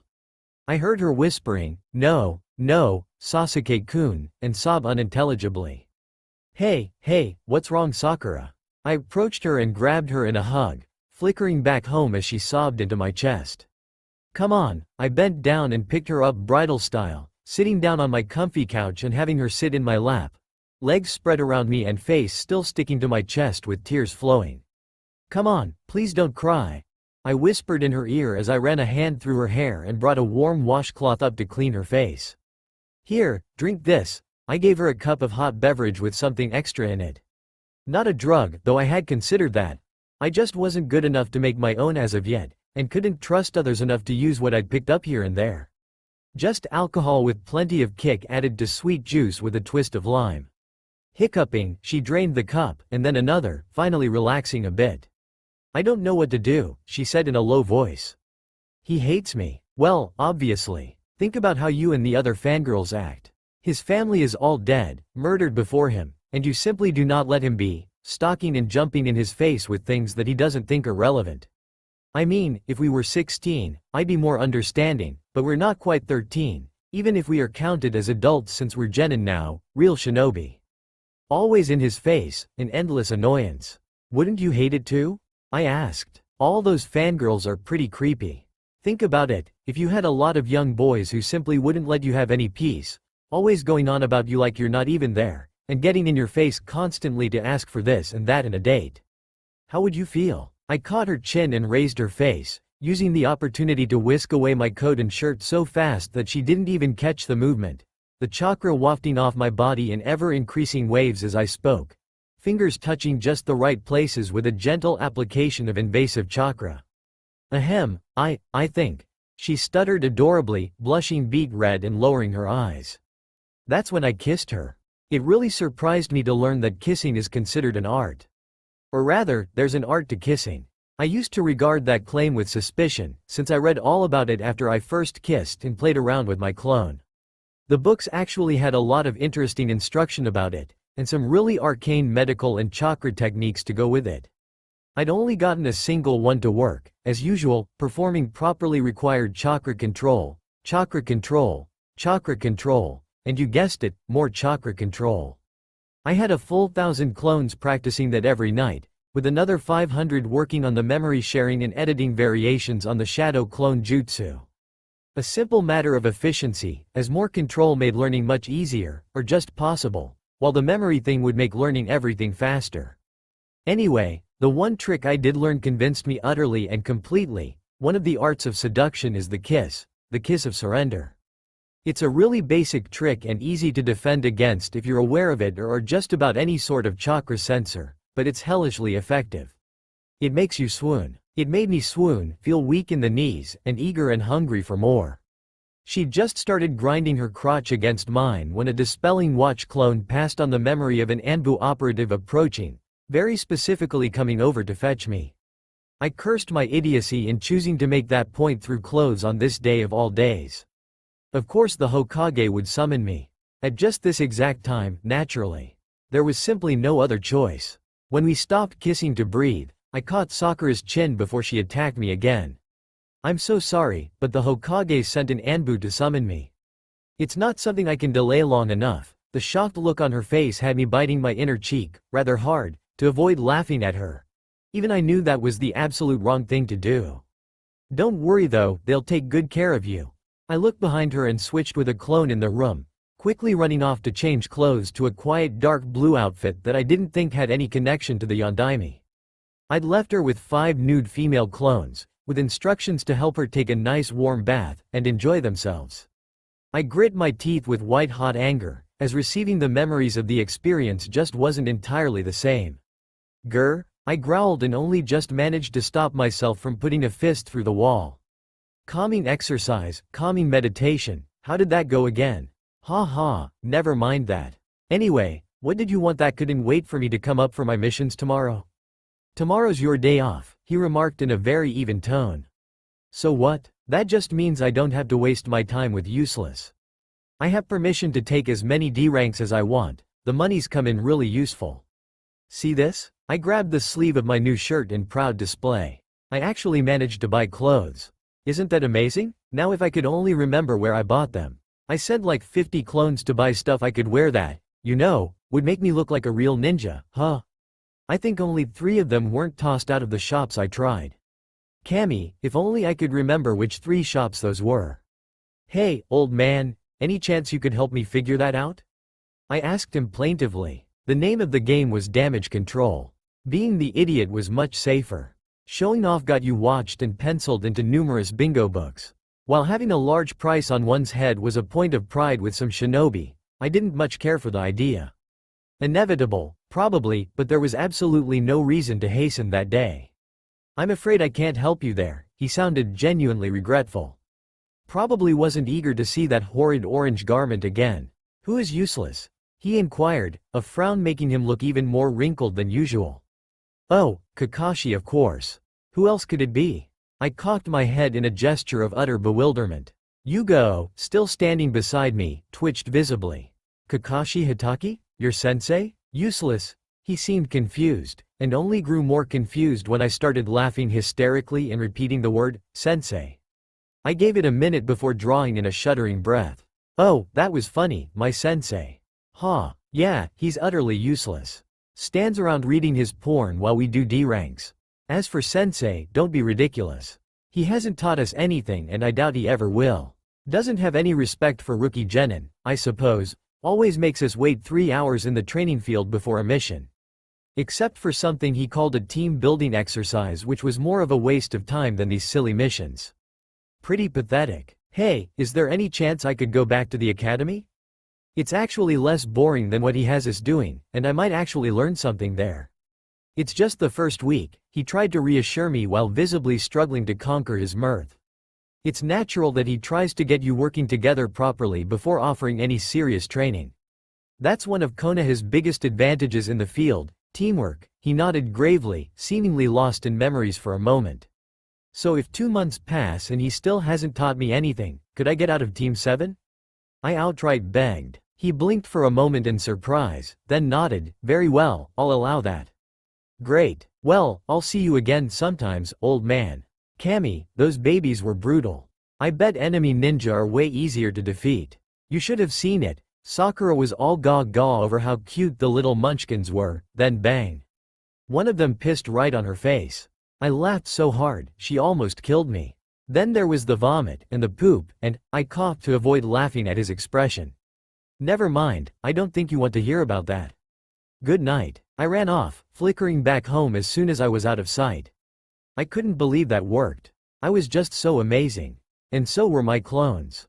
I swear, my eyes almost popped out of their sockets when I entered my bedroom. Sakura was tied up on my bed, literally tied to the bedposts in the silk-wrapped wire used for mesh clothing, completely naked, snoring softly in her sleep. We were just so amazing. I woke up at 5 in the morning, as usual. I rarely needed more than 3 or 4 hours sleep to banish any accumulated fatigue. And I needed to work really hard to get tired. This last week, I'd worked harder than ever, both physically and with chakra. I was gonna be so strong. It wasn't my regular bed, that one was taken up by Sakura. She really was too bony to comfortably sleep with like that. The pair of clones that kept me company were probably more affectionate, too, or at least, much better at it. After a couple of hours hard workout, I performed the by now usual routine of memory receipt and summoning up a new legion for training, skill training and spying, added 5 clones for Sakura training. She was going to wake up every day at 7 sharp, eat well and train hard, then do the same when we got done with missions, or spend the whole day on it when we were off missions. Her breaks would be much longer than mine, of course, and the clone girls would keep her very happy and well fed. She needed to build up her strength and stamina, acquire some speed and master the basic techniques. I left a storage scroll with some of my blood for the gravity and resistance seals my clones would put on her after they woke her up. Running her ragged would not only build up her skills, but keep her from thinking too hard and help her get used to her new circumstances. The clones would also have her write a letter to her mother. Damn, I wish I could see that woman's face when she read it. Actually, I could. I popped out a clone for that specific purpose, just for the fun of it. I had another mission for my spy clones, at that. I needed to find a really evil rich merchant to have my blood clone replace. Of course, I also need my skill clones to learn all about how mercantile endeavors worked in practice. It wouldn't do for my new business to fail. One of the plans my clones had roughly mapped out was the distribution of blood clones and my mercantile network throughout the entirety of the elemental lands. The first was to handle Konoha, the second the capital of Fire Country, then Grass, River, Tea, and so on, covering the countries geographically closest and gradually expanding. Today was also the first time I had my clones actually trying to use medical chakra and master a genjutsu. My chakra control was easily low Junin level by now, which admittedly wasn't as wonderful as it seemed. I had about 100 times the chakra of an elite Junin, let alone a novice one, which made me comparatively as able, but in practice even Sasuke might have better control. Sakura almost certainly did, as she had barely more chakra than a second-year academy student. Honestly, she was a disgrace to Kunoichi everywhere. Medical chakra was needed to help her advance more quickly, as hastened recovery from physical exhaustion and chakra depletion was the most basic thing a medic could do. They just never did that in practice because their chakra was too important for dealing with actual injuries, a problem I didn't have. Adding good and plentiful food to the gravity and resistance seals, and of course all the rest of the brutal training regimen she was going to survive, and she might just be able to go head-to-head with Sasuke in a couple of months and do a credible job of it. A shower, a meal, and I was off to run circles around Konoha with the seals raised another notch. Pretty soon I'll be running with 3 of myself on my back in the face of a hurricane. Wonder of wonders, I actually met Sakura on my 9th lap, waving at her cheerfully and winking at the 2 clones bracketing her as I sped past them. 3 hours of that done, I stopped to eat again, then went on to weight training, calisthenics, acrobatics, even a bit of juggling to see if my clones' training had stuck, and it most certainly did. Keeping 8 apples in the air wasn't difficult. I also realized that I needed to toughen up as well, not merely get stronger. That meant hitting boards and later stone to toughen my hands and feet, and actual sparring to get used to taking blows and fighting past them. Pain wasn't just a great motivator to improve your skill. A shinobi was pretty much guaranteed to get hurt, and if you froze just because someone put out your eye, cut off your hand or stuck a sword in your gut, you might lose your head and life. Learning to ignore the pain, toughen it out or compartmentalize it and fight on, was absolutely vital. It was just troublesome, how many vital skills a shinobi required, and it made me doubt the wisdom of my elders yet again. Using barely trained children as genin to take on missions outside the village seemed very stupid. Losing valuable potential ninjas so early was a true loss to the village, and many times a clan. Instead, they should be trained harder for longer. I wasn't really aware of the economics of the shinobi business, but doing it that way seemed much better in the mid to long term, as your genin proved capable of beating everyone else's chunin, your average junin was close to S rank, and your reputation for impeccable service and unbeatable shinobi grew. Breathing hard, shirtless and a bit wet from a quick dip into a stream, I flickered over to my favorite place for a picnic, only to find Sakura there, back against a tree and a Naruto clone feeding her tidbits. Her eyes were closed, her hair matted with sweat, and she was dressed very, very differently. She actually looked not just pretty. "Hey there, Sakura-chan, good to see you're training hard. I was just thinking that if you keep this up, in a couple of months you might be able to beat every other genin who graduated. Hell, there's a chunin exam scheduled in Konoha in about 4 months. Keep up a hard pace, and with your chakra control and brains you're guaranteed a promotion," I said cheerfully and joined her. Unsealing a hot tray full of food, I stopped talking and got to eating.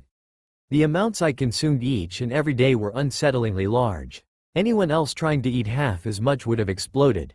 Food exploded from my mouth when I saw just what Naruto was doing to get the almost somnolent Sakura to react. Instead of her usual red dress, she was clad in a brief dark green top that showed that she actually did have some development. If there was more up there, the bottom part would be bare, and a short black skirt, slit at the sides, with black gloves and mesh wire protection and some bandages covering much of her legs, shoulders and neck, leaving her thighs and most of her middle exposed. There was very obviously no underwear worn, as Naruto displayed when she lifted Sakura's skirt and started using her fingers, in an exercise of chakra I was intimately familiar with. In public, when the clones from the morning missions reported in, I flickered away to the top of my father's head, the last in the row of Hokage carved into the mountain overlooking Konoha and the great forest, the first of them, Hashirama Senju, raised from the plains with his Mokuton, the bloodline ability of wood release. It was a place I rarely came to anymore, and only when I really needed to think. I was almost entirely alienated from people. Just a few acquaintances were the sum and whole of my connection to Konoha. After my recent growth and skill, I felt older, wiser, even if the tens of thousands of hours I'd experienced over the course of the week were not tangible, or at least not entirely. The comparatively few hours I'd trained physically made an astonishingly real difference in me, stronger, faster, with even more endurance, and it showed on my body. There were no calluses on my hands, but the skin there no longer grew irritated, even after hours of practice. When practice kunai hit me where my dodging failed, there were no longer any bruises and it hardly hurt, even though I knew just how hard my clones threw them.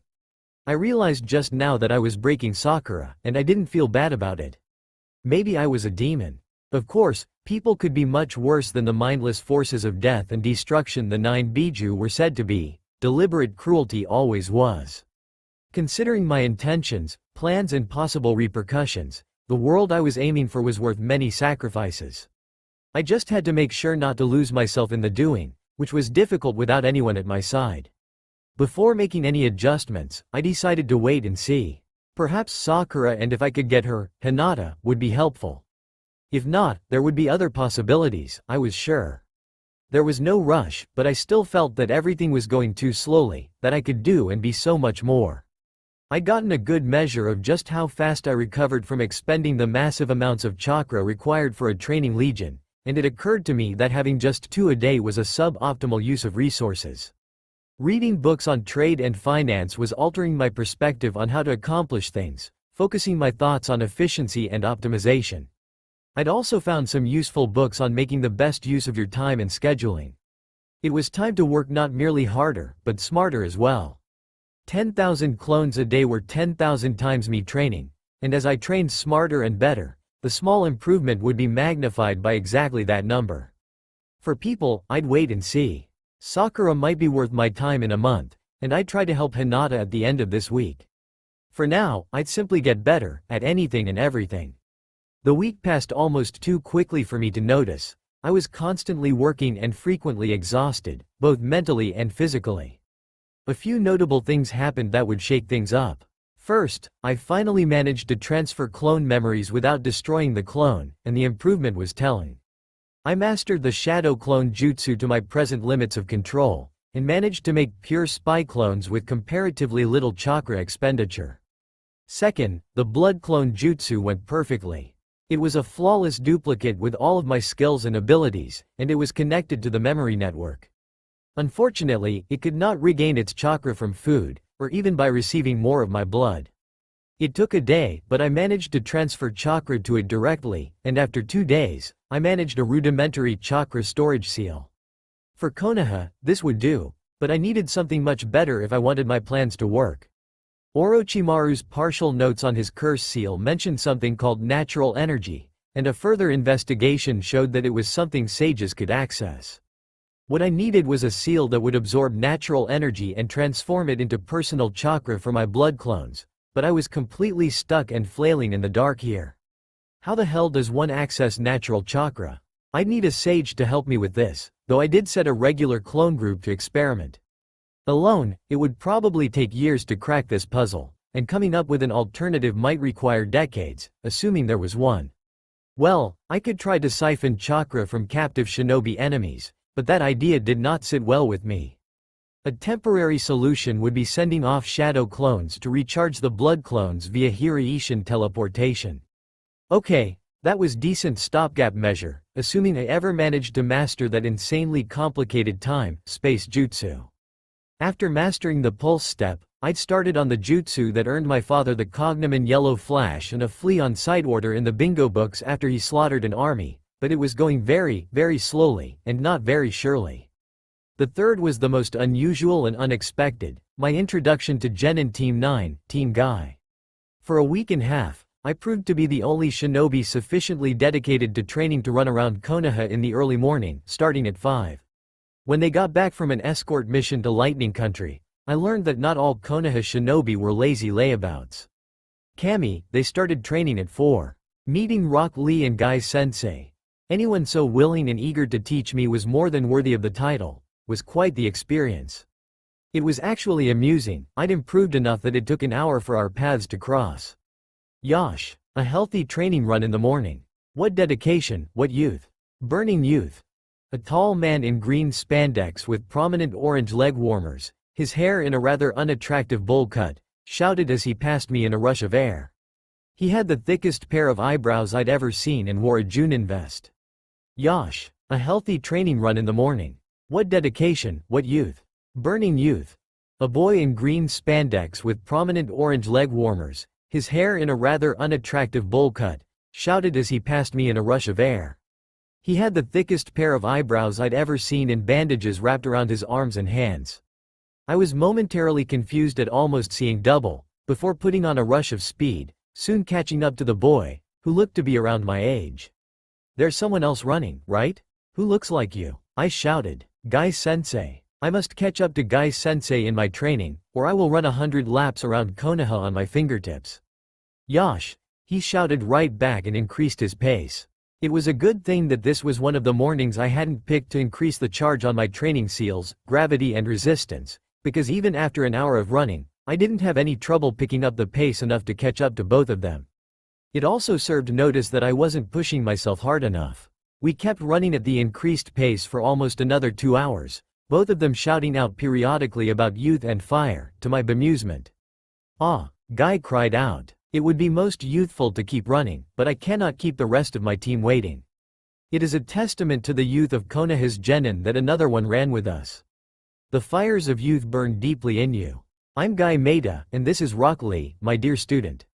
Guy-sensei. Lee. What followed was the most bizarre thing I'd ever seen in my life, as the two jumped into the air and hugged each other, and a genjutsu of a setting sun appeared behind them, waves crashing against the rocks. My attempts to dispel it were all for naught, and I instantly instituted a new project, Genjutsu Immunity Seal. Illusion techniques manipulate the flow of chakra to the brain, and can be combated in 3 ways that I knew of. You could stop the flow of chakra in your body momentarily, pulse your chakra, or receive an infusion of chakra from another, or the least desirable, hurting yourself physically. The first stage of the seal I conceived of would detect the activation of a genjutsu, activated by the intrusion of foreign chakra, and pulse stored chakra to counteract it. That one, I expected, would come easily to me once I learned how to reliably cast illusions. I was getting there, but slowly. The second stage, a perfect barrier to genjutsu, would intercept foreign chakra of that specific type, either to store it for my use, to power another seal, or merely dissipate it. Yes, definitely another team for that one. By the time I finished theorizing, they were done, thank Kami. A brief explanation of my training routine, and I was immediately and cordially invited to spar. Ahem, well, I'd love to, really. It's just, I was truly embarrassed. Ah, you require permission from your sensei? Guy nodded. No, that's not it. You see, in the academy no one would spar with me. You're the foremost taijutsu expert in Konoha, I believe, and I, frankly, suck at it. I know the academy style, if barely. In fact, I was going to pick a few styles and start learning them this week. Kenjutsu too. Really, sparring with me right now would be a joke rather than a challenge. I squirmed at the unpleasant truth. Well, unless I can use ninjutsu, I'm pretty good with that.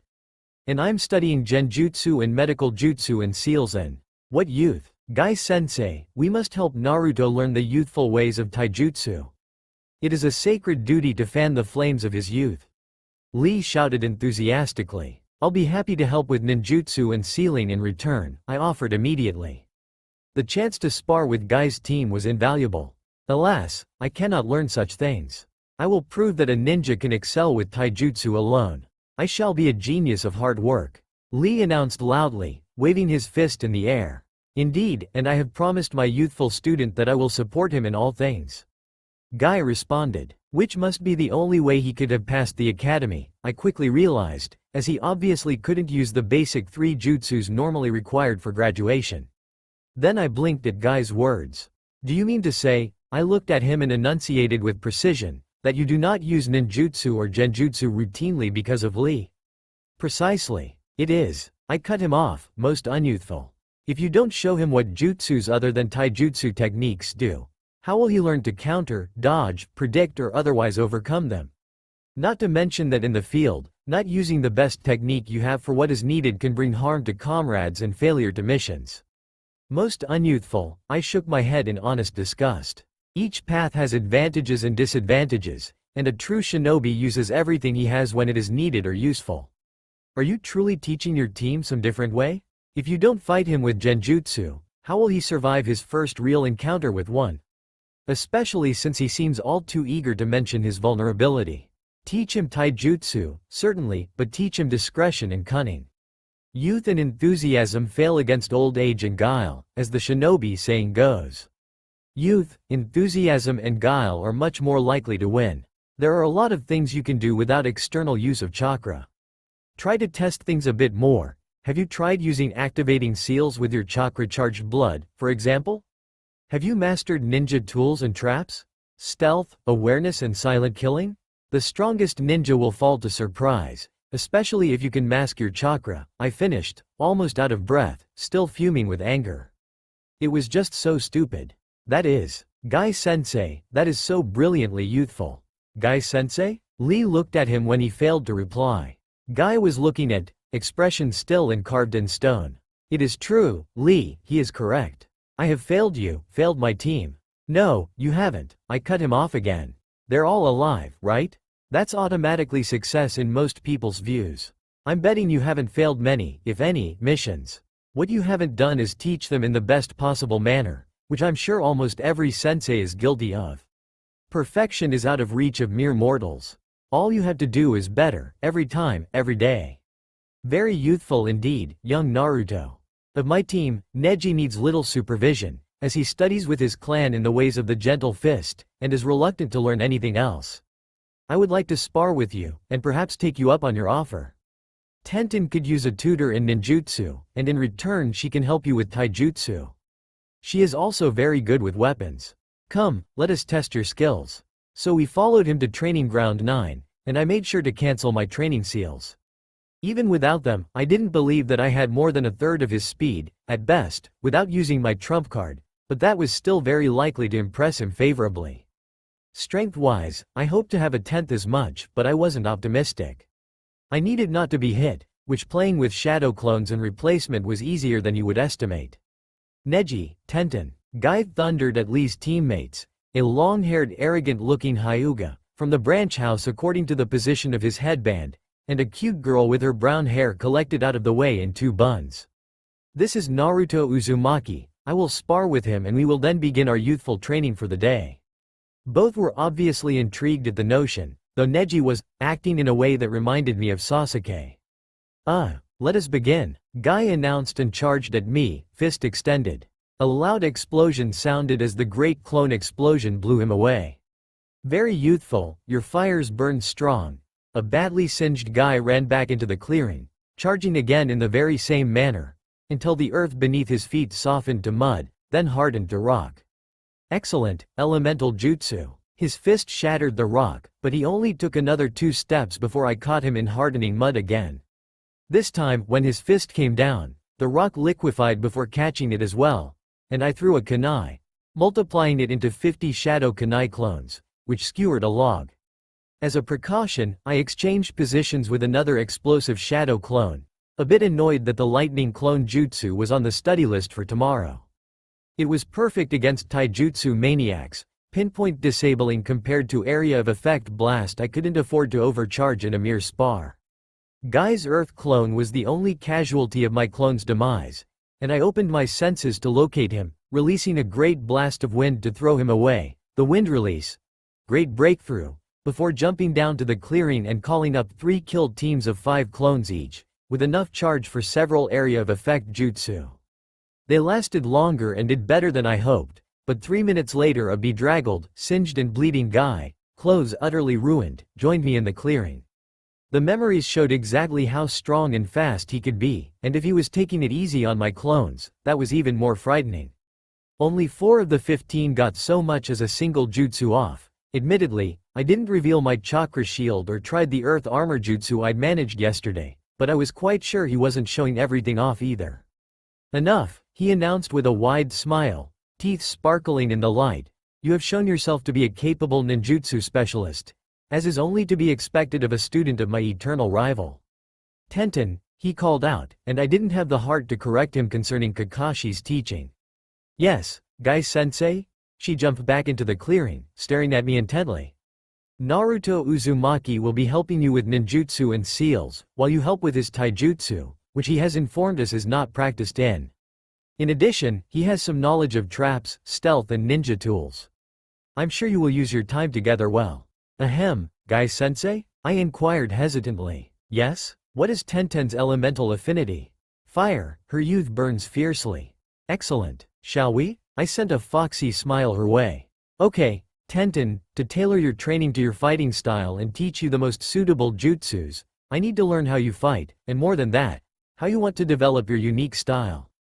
Tenten seemed a bit doubtful, but willing nonetheless. I'm a weapon user, specializing in melee and thrown weapons. Accuracy and forceful mass discharge using storage scrolls.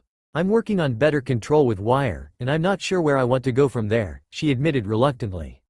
So, what is your style vulnerable to? What do you mean? She seemed confused.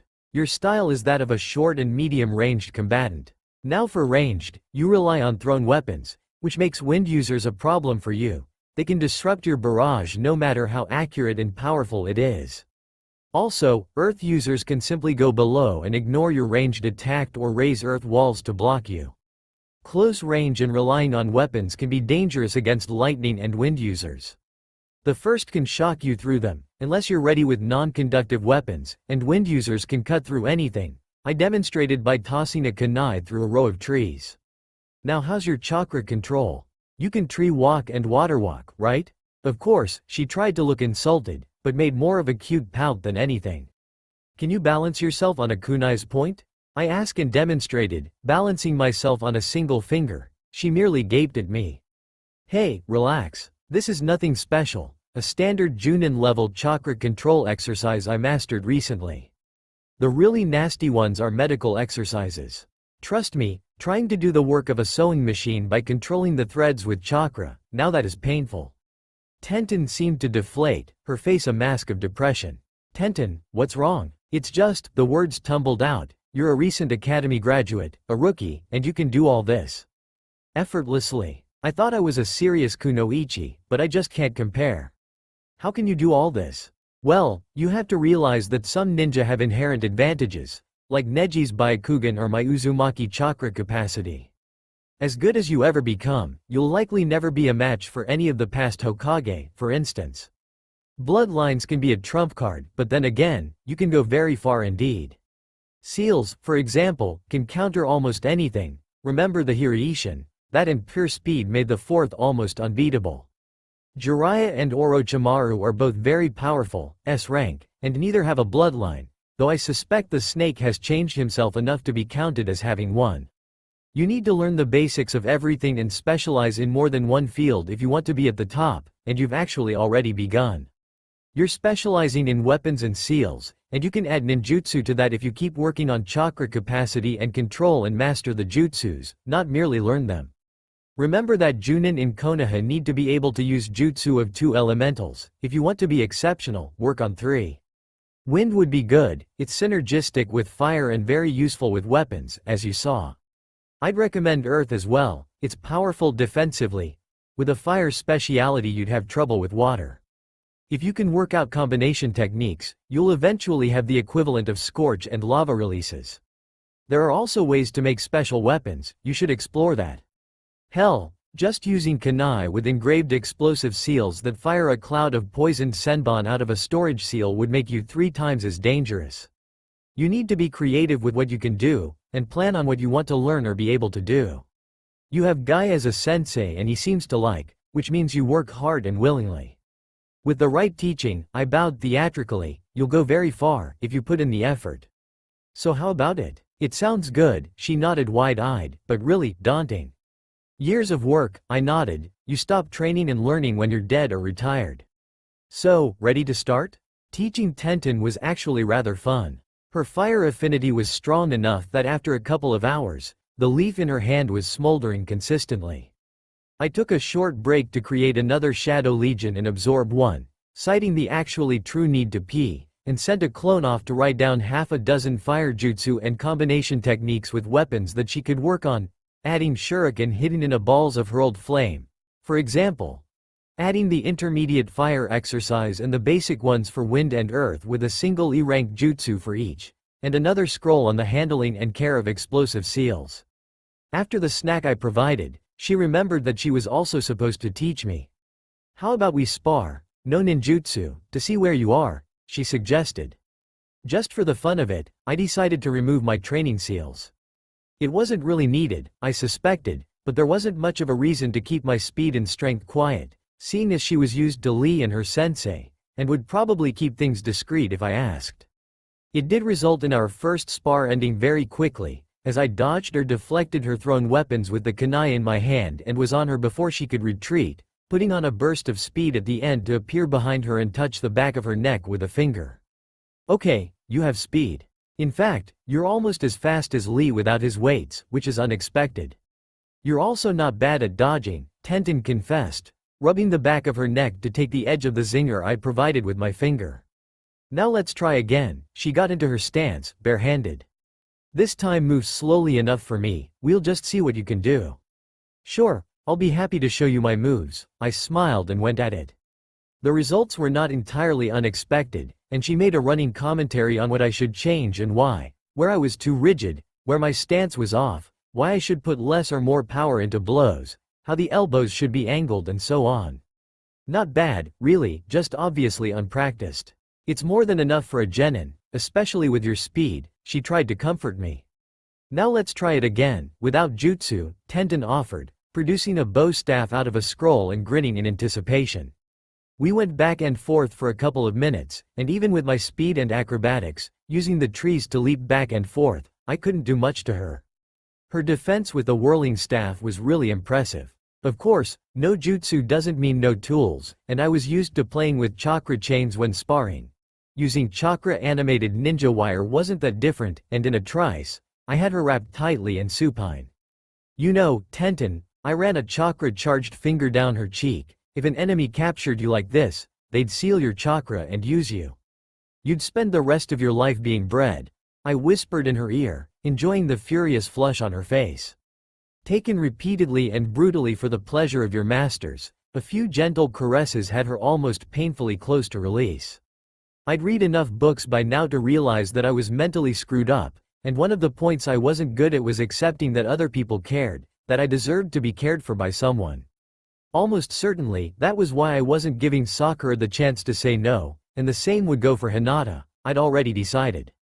Tenten, however, did not need saving. I had no reasonable excuse to overwhelm her with seduction jutsu. It didn't mean that I didn't want to, however.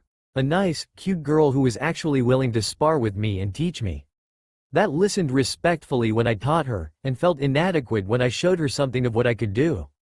Hell yes, I wanted that. Not enough, however, to piss off Guy-sensei and her teammates by taking the choice from her. The plan was to have her chasing me.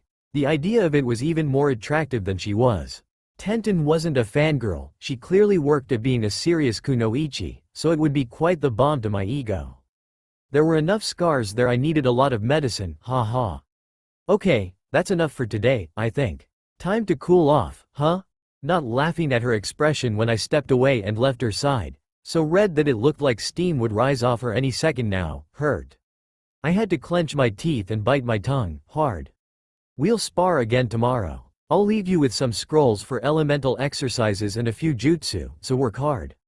I raised my voice in imitation of Lee and Guy, taking one of the postures I'd seen them use, shot her one last smile and flickered away. I left a kunai to free herself within a small pile of scrolls in my stead. Not entirely unexpectedly, she was a bit cool towards me for the remainder of the week, though I caught her staring when I took off my shirt a couple of times to wipe away sweat. Guy and Lee were very helpful regarding the 3 taijutsu styles I decided to master first, before making my own style, and Guy even said something about finding a sword master for me to learn from. There's a reason I call him sensei and deny Kakashi the honorific. And then there was Hinata. It went with utterly ridiculous ease. I swept her off her feet with a kiss and she spent the entire weekend with me, emerging as a new person, who was very eager to please me, and stuttered less. She filed the papers for severing herself from the Hyuga and adoption into the Uzumaki clan first thing in the new week, carried to the Hokage's tower by the clones I sent for the morning's first round of D-rank missions. It sparked quite the quiet political storm, and true to my expectations, Hyuga members kept hounding her. Except that they were only annoying my transformed clones, as I began to train her in private, going so far as to teach her the shadow clone jutsu and supply the chakra she needed for it. I even showed her the copy of the Hyuga Jutsu library and explained my research into removing her cursed seal. She was more than happy with the stopgap measure I employed, which prevented them from hurting or killing her through it. In fact, she was very appreciative, slowly losing her shyness. A good thing Sakura was kept either too tired or too satisfied and languid to be jealous, as my Naruto clones informed her that she wasn't quite good enough for me yet. Speaking of which, Hinata was surprisingly responsive to my female form. Astonishingly, I wasn't called before the council or threatened with any punishment. The Hokage helped firm, standing behind the ironclad law of the village. I made sure to avoid Neji, but did provide him with a defensive seal like the one I'd given Hinata, and a copy of the relevant law and the forms he needed to file. I did not, however, invite him to join the Uzumaki clan. Kami, no. Having Hinata with me was nice, because she actually had a lot to teach me from her training to be clan heir, and her ability to see the chakra I manipulated for jutsu and describe what I was doing wrong or should do differently made things so much easier. Her eyes and superior chakra control made her own training advance with remarkable speed, even with just a score of clones, the most I would allow her to use. Not having my healing factor, using more was just too dangerous. Speaking of healing, Hinata took to medical jutsu with the same ease as she mastered the element of water, and was already adjusting the gentle fist to suit her own unique style. With seals, however, she gave up on advancing much beyond the basics, nor was she fond of genjutsu. I needed to push her there, as her sensei was Konoha's genjutsu mistress, and we could both learn a lot from her, if only indirectly, in my case.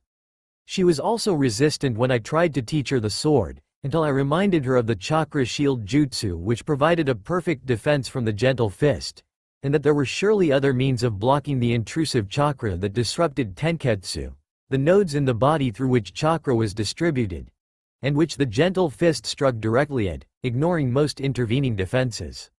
A couple of days into the new week, and my blood clone finally picked someone to replace.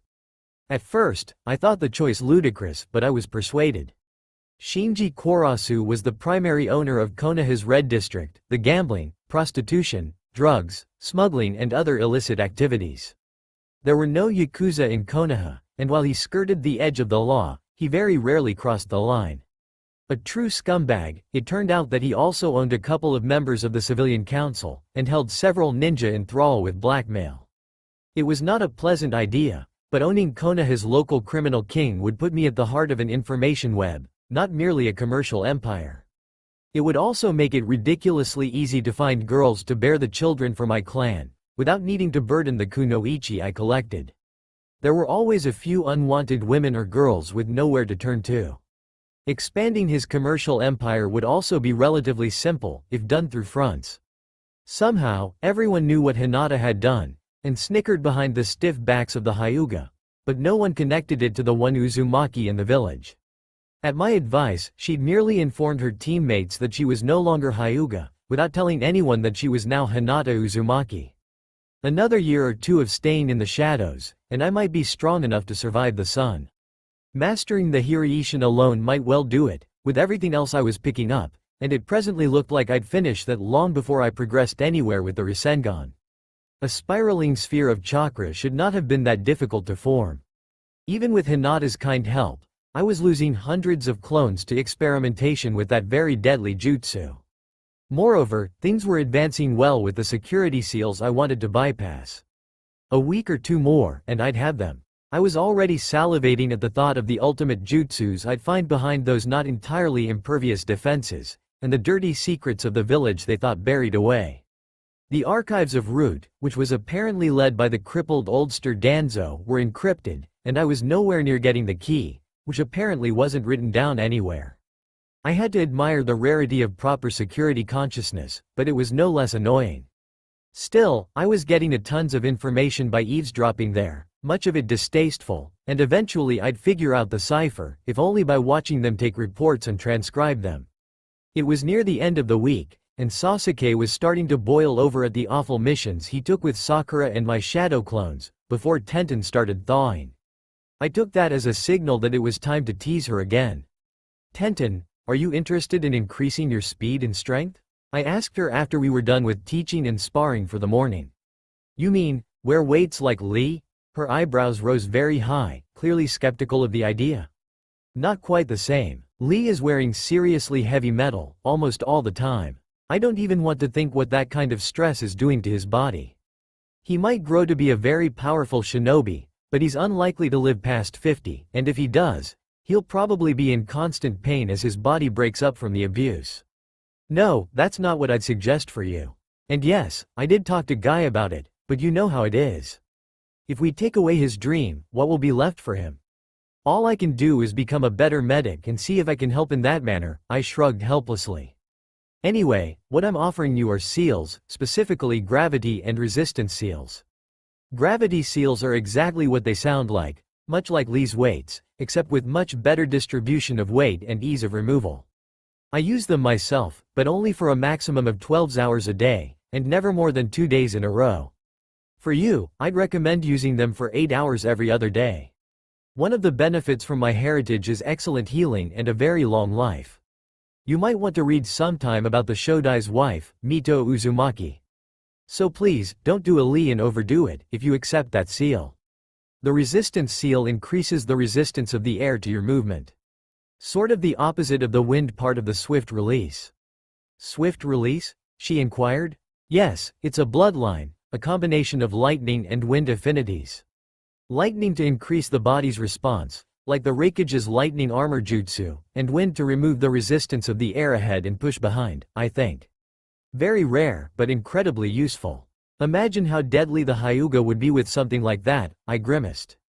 The combination was one I was planning on for my clan, among other bloodline I wanted to steal, but admittedly, I hadn't even started to look at the bloodline stealing jutsu from the Forbidden Scroll.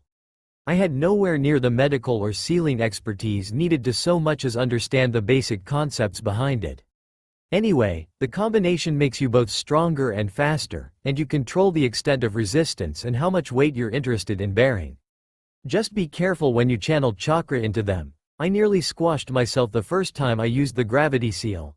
I managed not to frown at her short bark of laughter. It was probably deserved. You can optimize your body for more strength or more speed, or keep it even. Perhaps consult with Guy regarding the ideal progression of your growth, as more muscle might inhibit flexibility. It depends on your fighting style, I shrugged, not really able to offer much sensible advice here. It sounds too good to be true, her eyes narrowed in suspicion. If they're so useful, why doesn't everyone use them?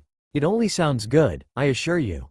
Oh, the results speak for themselves. You know what I can do at full speed, I lied. It's a very big pain to actually use them, however. Not torture, but it's not fun. At first, and each time you raise the level, channel more chakra to them. You also need to constantly channel chakra inside your body to reinforce yourself and allow you to move. Then, when you get comfortable, it starts again. Trust me, a major pain, but it is worth it in my opinion. Besides that, you have to find a seals expert to apply them, and we don't have many in Konoha with the requisite expertise. The Uzumaki were renowned and feared for their sealing mastery, so I've worked very hard at it, and have serious natural talent there. I doubt more than 30 shinobi in Konoha can apply them, and I have no idea how many of those with the talent have the knowledge. I lied again. Of course I knew who kept books concerning high-level seals in their homes, and exactly what those books were. Well, mostly. The Nara, Aburame, Senju and a couple of other clans were still a mystery, and over 40 Junin and Chunin were paranoid enough that I had yet to investigate their homes. Kakashi, annoyingly enough, was one of those, but seeing as he was my father's student, I had counted him among those with enough knowledge of sealing to be able to do it. Tenten's expression showed her hesitation, but finally she nodded firmly. Yes, I want to try your seals. Excellent, I nodded right back, unsealed my sealing supplies and then a blanket, which I spread on the ground. Okay then, strip. THSTA all for now. If you enjoy then please like, share and do comments.